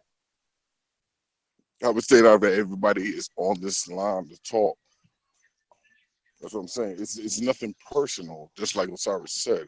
For you to It's say not. me to stay I out said of it wasn't anything personal. I'm sister, telling you for that it's you to not say me to anything stay out of personal. it, basically, It's what I'm telling for you from you, the energy that you're saying, and I was gonna let him talk, but he constantly cuts people off. It's what he does. But I'm telling him don't to take it personal or what I'm doing to bring him back so he can understand what I'm saying or overstand what I'm saying. That's it. all right, I understand what you're saying, but at the Okay. same time, All right. what you just said, everybody's on this line to speak. So you shouldn't have said what you said. It's really not a battle. You're battling. Why? I'm You have a battling. I haven't battle even spoke. energy. Yes, you have a battle energy. Why? Sister, I And haven't I'm a even battled. warrior too. Where's this come? That's the ego. I'm a warrior too. You think it's an ego because you had one. Everybody has an ego, sister. Yeah, okay, but you are dealing with yours now. Okay, go ahead. And I was trying to shut it down in a nice way, but you keep at it. That's the ego. That's it. That's your ego. Now you're trying to play soft like the victim. That's an ego too. I'm not playing as a victim. I'm just listening Okay, to well you. just go ahead, Osiris, what you were saying. Okay, okay. Let's do it like this. This is not for us to be in this. Bring no negative energy to the platform. Cause we family here. Even though family, we gonna negative energy going in and out. Static gonna come in and out, but we're gonna have to straighten back up the station. And the station is always love. That's the most I say, important. It's always love. And everybody gonna speak, because we all have sound right reason, we all have experience, we all human, and we etherians as well. And we can voice our experience. Whether you learn something from a book or you learn something from experience that's going through life without a book. And that's what I was gonna get to. People, places, and things, which does affect the individual. And you can learn from those infections or the love that you get from people, places, and things, or the affection that you get from people, places, and things. It's an experience that makes you learn it like a book. You can read a book, and someone can be putting that experience inside of a book that you never experienced before. You never experienced the pyramid being built, you know, but somebody actually can know the math of the, you know, how the pyramid was built, and they can give you that, and that's their experience of them going through the mathematical equation of figuring out how the pyramids were built and giving you that until you learn personally yourself of doing that equation of learning. So, like, we know three things. We know experience, evidence, and sound right reason. And we know experience can't always apply to everything. So we know we can use evidence and sound right reason, because I wasn't there with my great grandfather and mother when they was in slavery. But with the evidence and the sound right reason of what they've been through, I could still endure their pain. I could feel their pain, but I didn't go through it personally. I didn't experience no. So that's what all I was bringing to the platform about from books and videos, you know, movies, from verbal talking from your parents that maybe went through something like picking cotton. So it does affect you and make you who you are. So you learn from people, places, and things. And that's all I want to say. I agree that you do learn from people, places, and things, but I don't think. Well, I don't gather that all experiences come from people, places, and things. Those are being your DNA, like the things that uniquely make you. Those things are being your DNA, and they can't be taught. They come out of you. And all beings aren't born with sound right reasoning. Uh, with all things. That's why so many people have discord in their lives, where they think that ego is natural.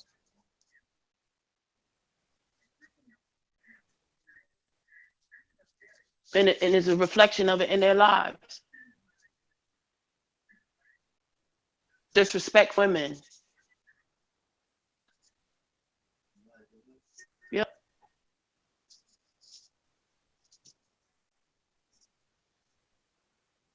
You give brothers, that's gay. They give men respect quietly when the men talk, but as soon as a woman talk, you want to cut them off and disagree. That's not natural. I'm not saying that all women should be heard, but it's so many uh, wrong thoughts about women that we're emotional and we don't think right and all that. So all of those come into your mind. All of those things come in your mind when you hear a woman's voice.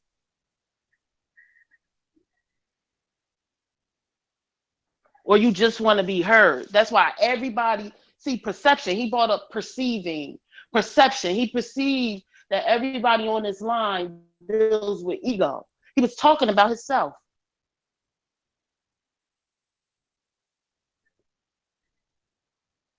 That's not sound right reasoning. It's not found in books in big words. You could dumb something down and it'll still be the same thing. And you want to say we talk about divine truth, divine love. I don't care what religious thought or what, everybody understands the concept of that. And you can't even break that down without talking about subatomic particles. Most people don't know what that is. We got to dumb something down. If this live, some things need to be cut.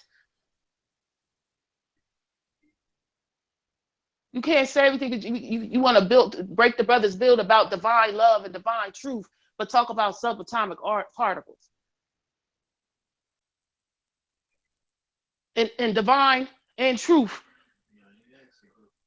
No, he asked an excellent question, but it was a simple answer. And because I gave a simple answer and you didn't get to, say what you saying, that's ego. That wasn't anything that came from me, honey. That's what we got to stop. The question that you asked, you needed the answer. You needed the answer and you wasn't man enough. I'm not taking away from your manhood, because I'm a man too, human.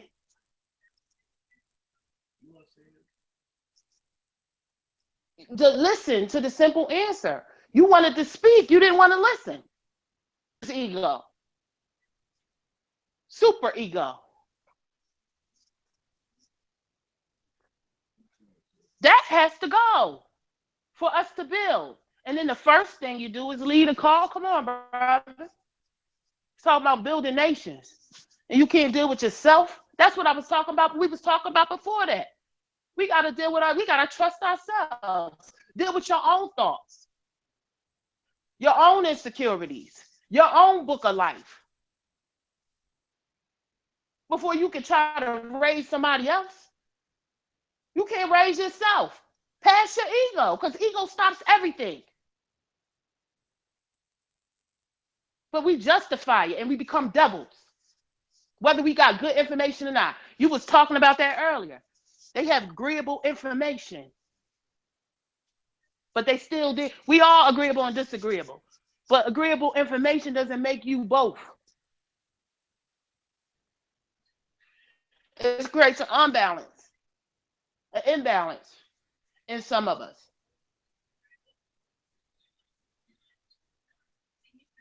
We got to man up. The questions that you ask, the reason why you have those questions is because you need the answer. Listen to ourselves. Huh?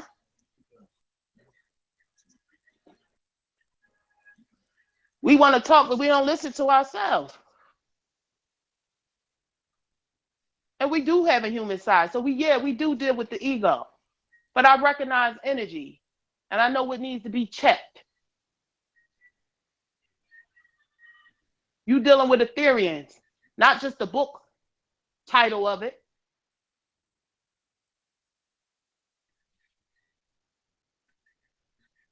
We are unique, and we raise each other up. That's what we do.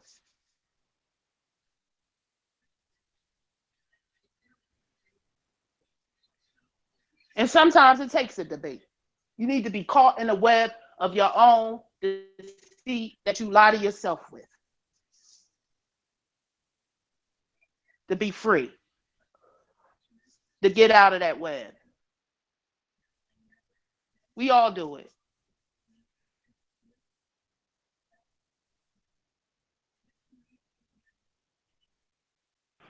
Excellent point. Hey, Twin Spirit, my phone is about ready to go out, but I wanted to share this. This is for all of us on this conference that we're having now, the brilliant minds that's gathered together. And I want to zone in on the other part of the answer to the question that was posed. I think his name was Elijah. Elijah, this one here is for you if you're still tuning in, or for even Nawapians or Wunawapians, whatever you call, okay? Despite or however you feel about me, that's your personal right, okay? But I want all of us who are sincere students, or whatever you want to call yourself, those of us who truly love and respect the sacred spiritual master teacher for what he did. I'm not talking about the so-called disgruntled follower. That's a whole nother can of worms right there. But I'm talking about those of us who are sincere, okay?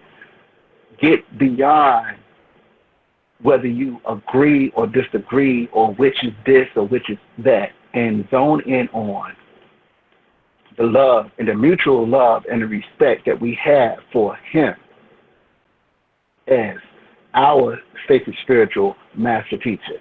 That's what we should be agreeing upon.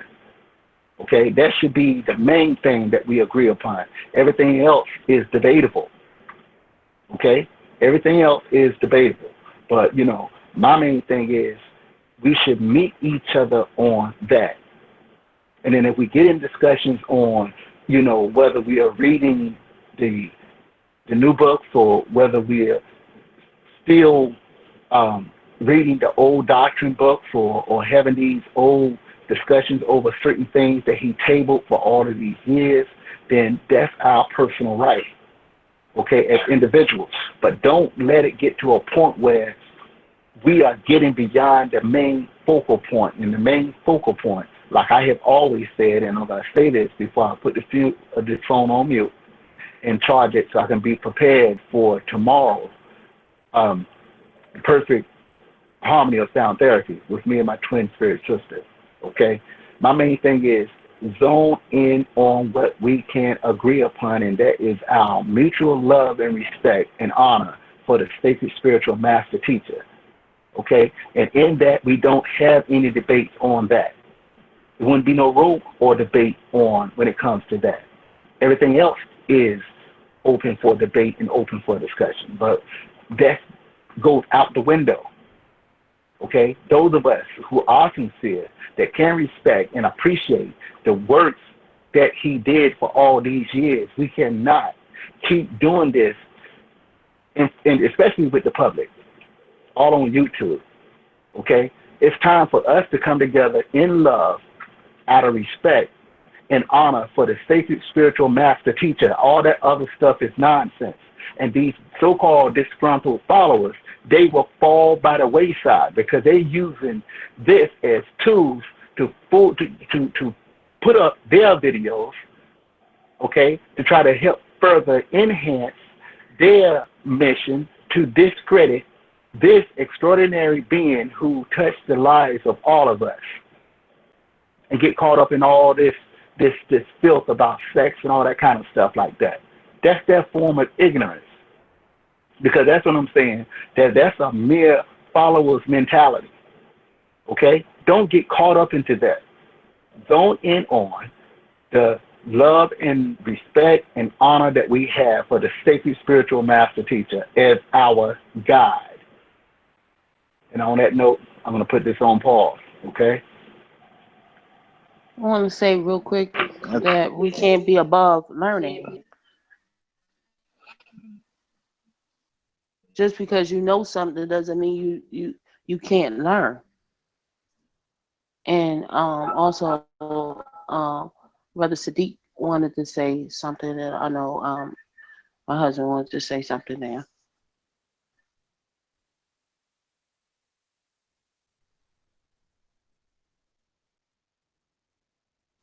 Go ahead, Sadiq.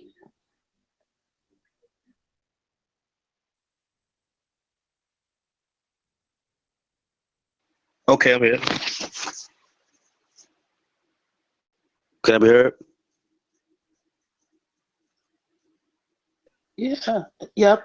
Sorry. Yep. Okay, because I'm on internet was going in and out, and I heard most I think I heard a good part of things, and what I want to say for what I do know, what I did hear, I want to go to the ego. I'm gonna go to the ego in the holy tablets again. I want to do the holy tablets, chapter 7, El Chayu, the living soul, and that's tablet 9. Again, that's the holy tablets, chapter 7, El Chayu, tablet 9, and I start at verse 1. I don't know. I think I read through verse 12. And I'm just gonna read it. You know, I want to try to explain it like that, but I just want to read it because I see that we are dealing with egos here. Like I think the Master Fatima and the Master Khoniba Aktun spoke on this subject or tapped on it, and I just want to enclose it with just a reading. The reading for the night. Tablet 9, that's chapter 7. Again, the living soul, tablet 9, the ego. That's 19 times 2 equals 38. Verse 1, it says, Lo, the ego is the self-arrogating aspect of the mind. It is the ego which separates the individual from unity with others and within him or herself. For the ego asserts idleness. The ego is the greatest obstacle to peace, for it is that which occupies the mind with whether we are better or worse, possess more or less, and have greater or lesser power than others. The ego is attended by desire, pride, anger, delusion, greed, jealousy, lust, hatred, racism, and leadership. The ego is the most difficult aspect of the mind to control. For its nature is such that it deludes even while one is striving to overcome it. Verse 12, the last verse I want to read.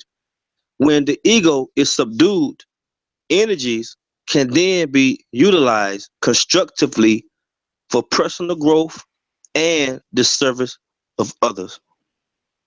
And I recline on that. I just want to do that reading.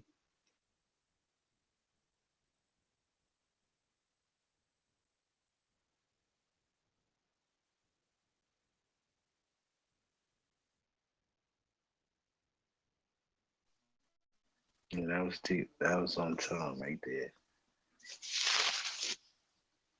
Can I be heard?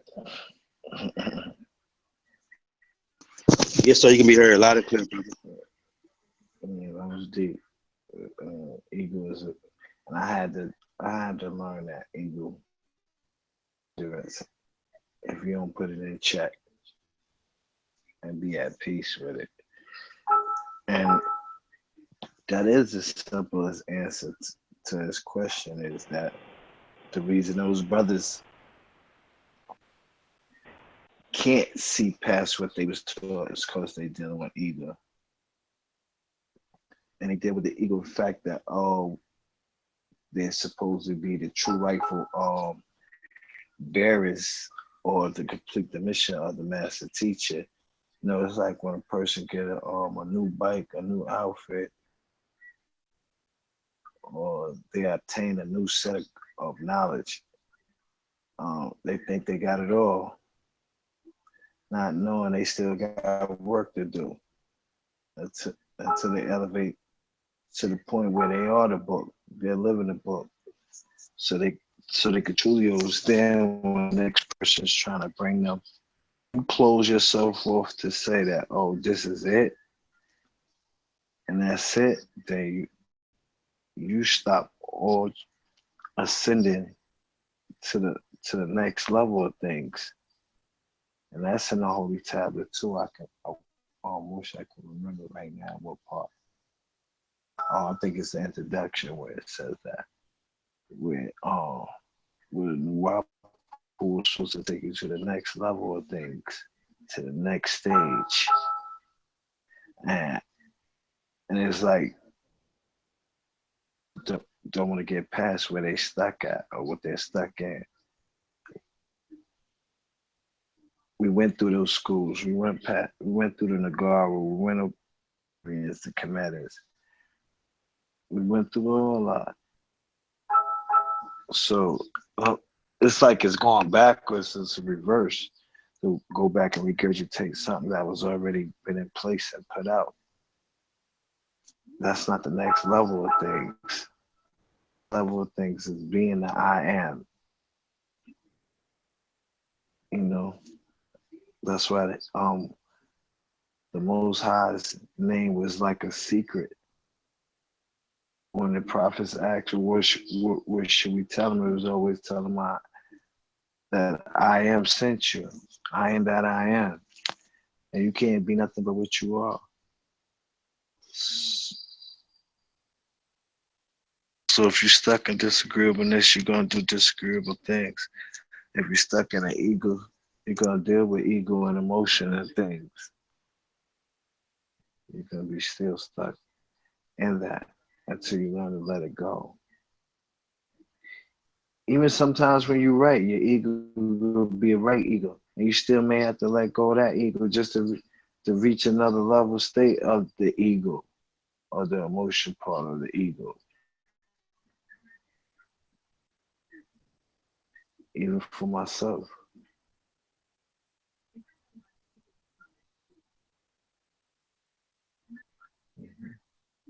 You have to get out of your own way. Open. If you ain't open, you're not going to receive. If you're not open, you may not recognize what's being told to you that can help you. Get past you're stuck in. Because that state is a sickness. And that sickness needs healing.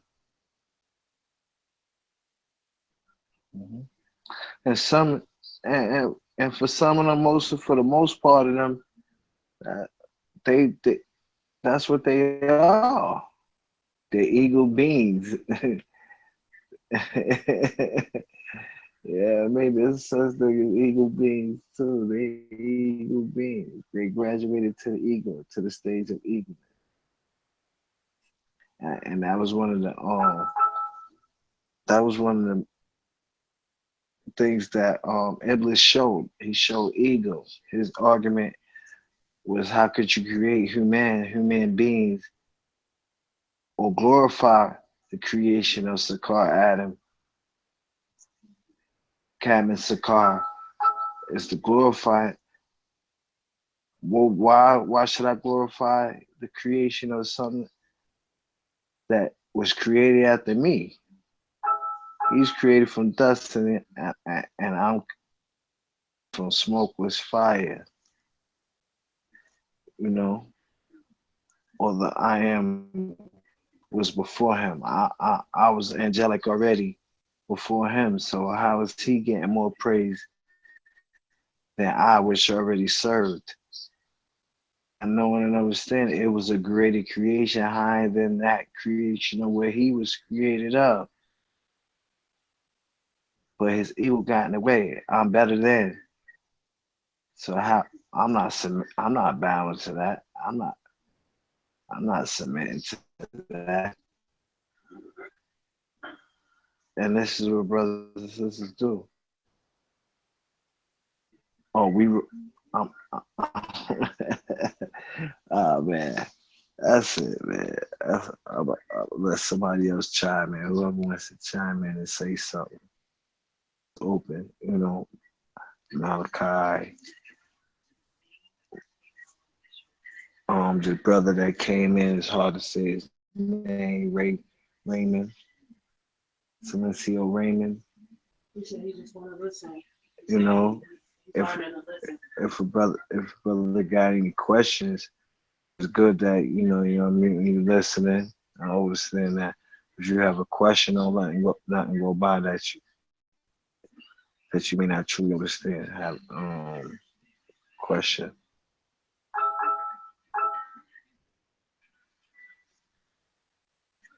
Well, we need to find that balance, and that's that.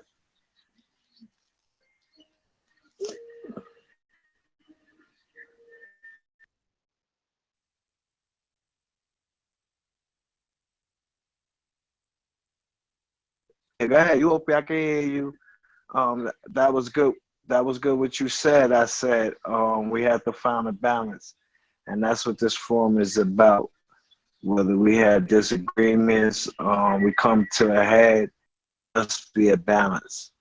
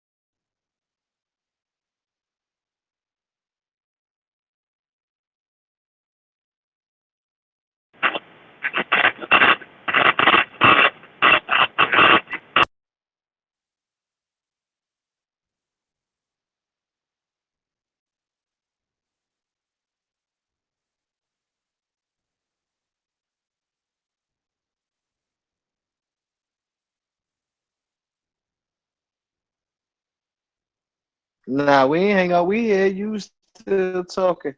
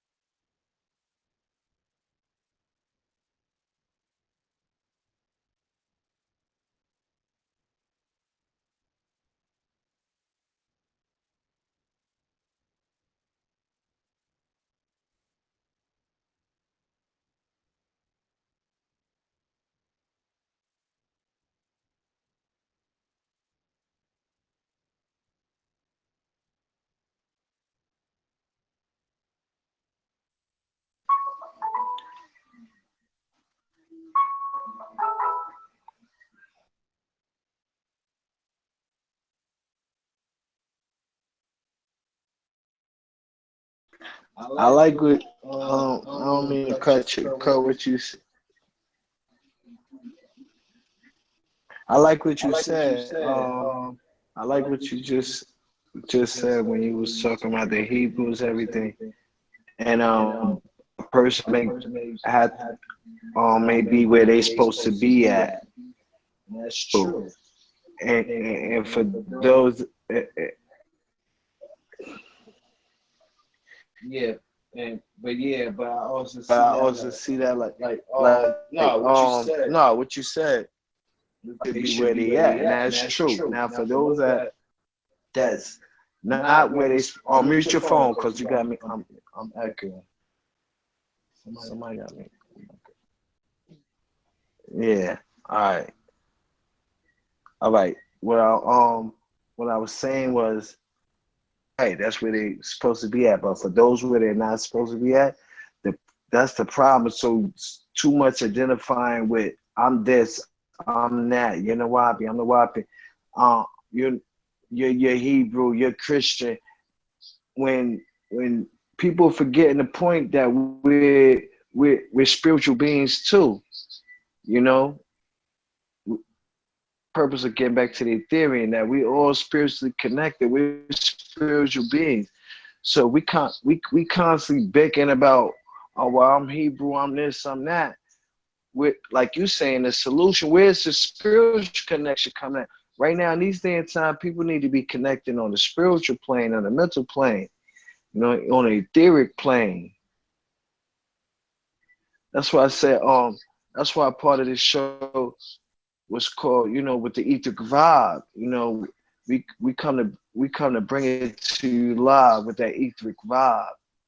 Because we're vibing and connected ethically. That's a spiritual connection. Like you were speaking earlier about the non-lights, and you overstanding that diagram. You know what I mean? The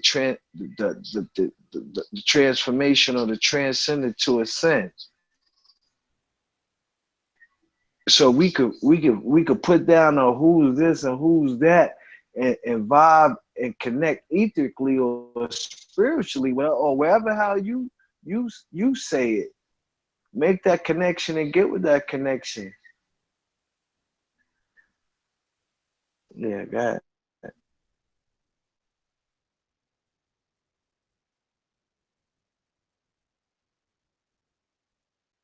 Uh, someone to say something.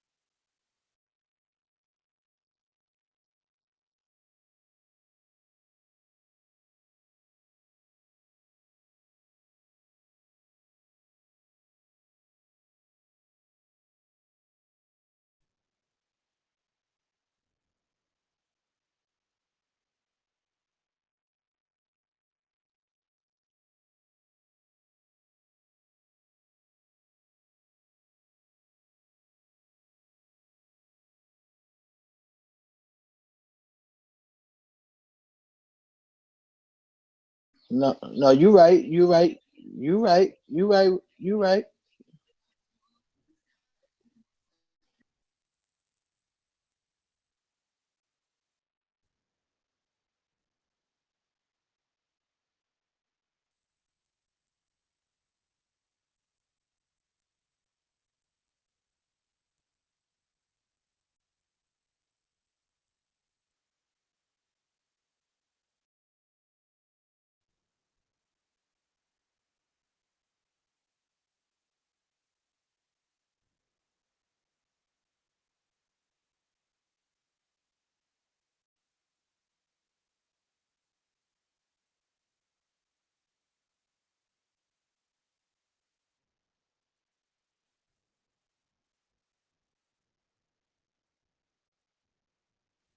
You're saying some beautiful things.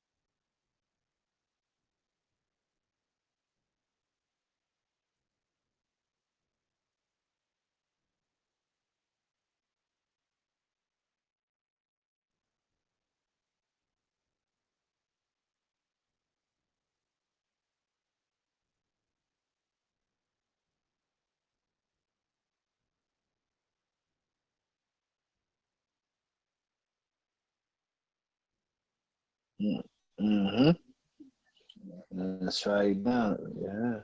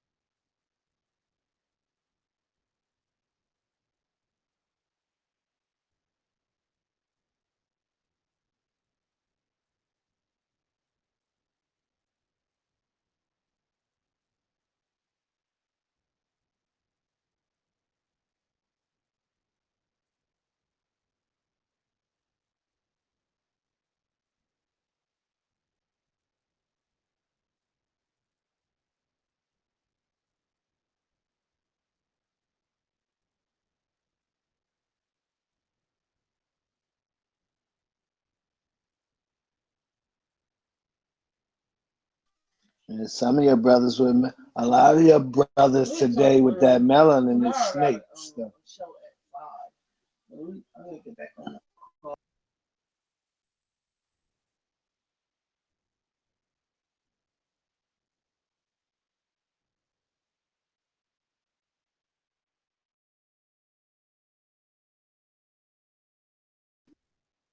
That's why the brother said earlier, you got this, you have to,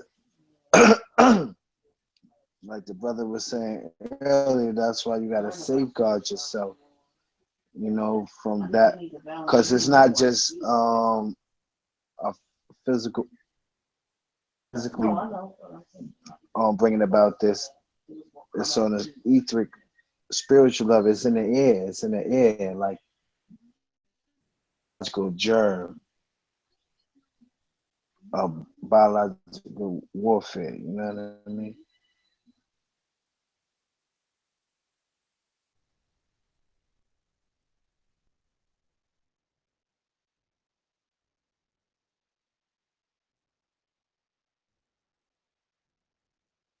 Exactly. This is what. So,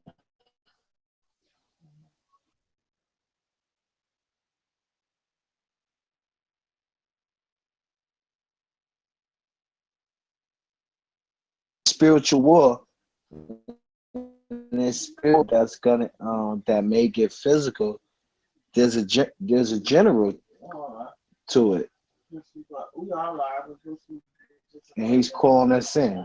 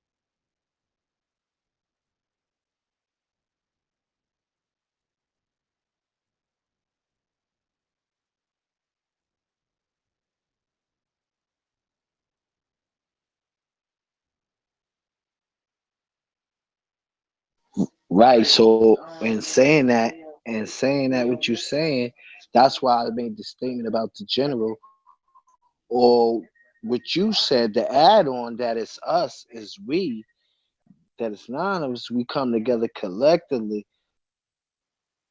And saying that, meaning there's a You got me echo. Mute real quick.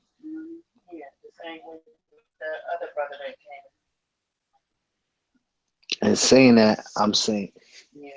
You hear me? Yeah, it's saying that. No. Yeah. We talked to the one that came in too. That's right. Can you hear me? Yeah.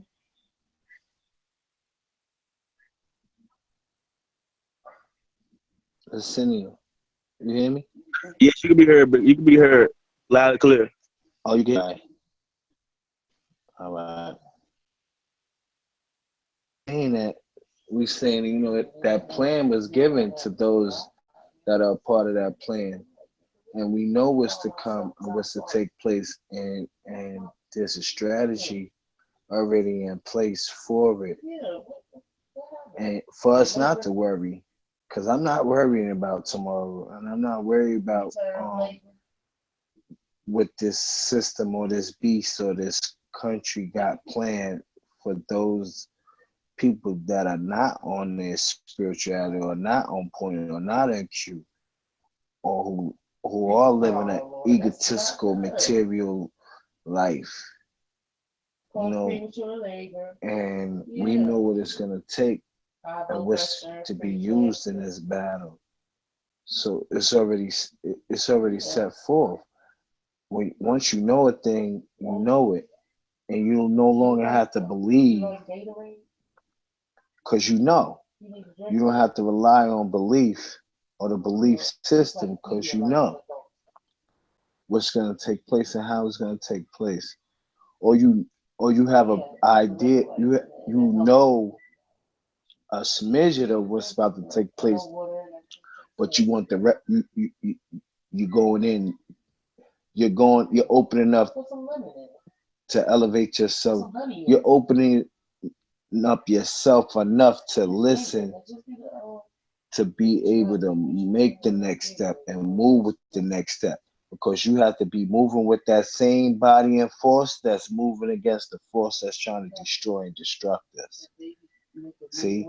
So this is why, like that saying go, when I was a child, I played with toys, but as I became a man, I put childish things away. So as you go spiritually, there are a lot of concepts or things that you have to put away, that you have to put down, especially with the main thing that this man or this machine put into the minds of people is that you have to win everything by force or by physical war, and that is not so.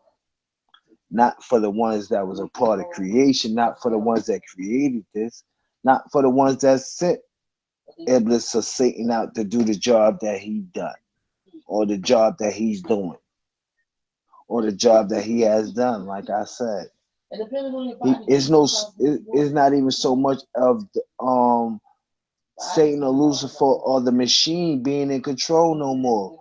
That's the wool that's pulled over people's eyes to make you think that they're still in control, and they're not. This shit is so big that it got out of their hands, and they're trying to figure out the answer to it.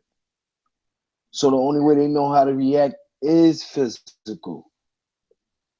But they don't know that they did their last bullying. They did their last winning of wars. They're about to lose. And it's not gonna be and it's not gonna be a physical. If they try it physically, they still gonna lose.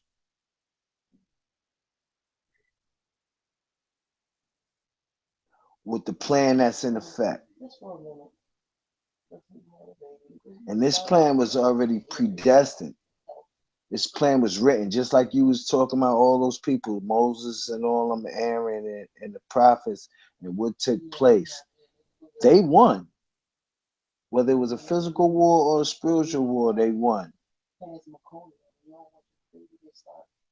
But I don't want you to lean too much on the physical. I want you to get more in tune with the spiritual aspect of it. You got a good spirit, you got a good soul, bro.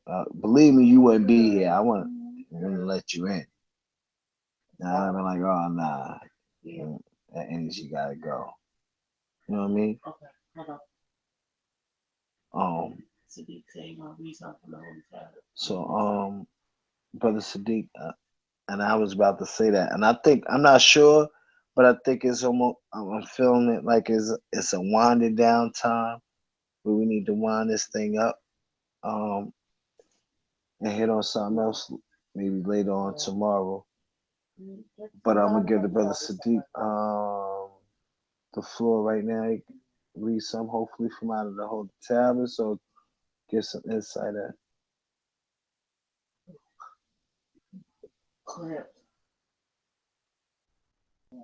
I mute my phone, brothers. I mute my phone.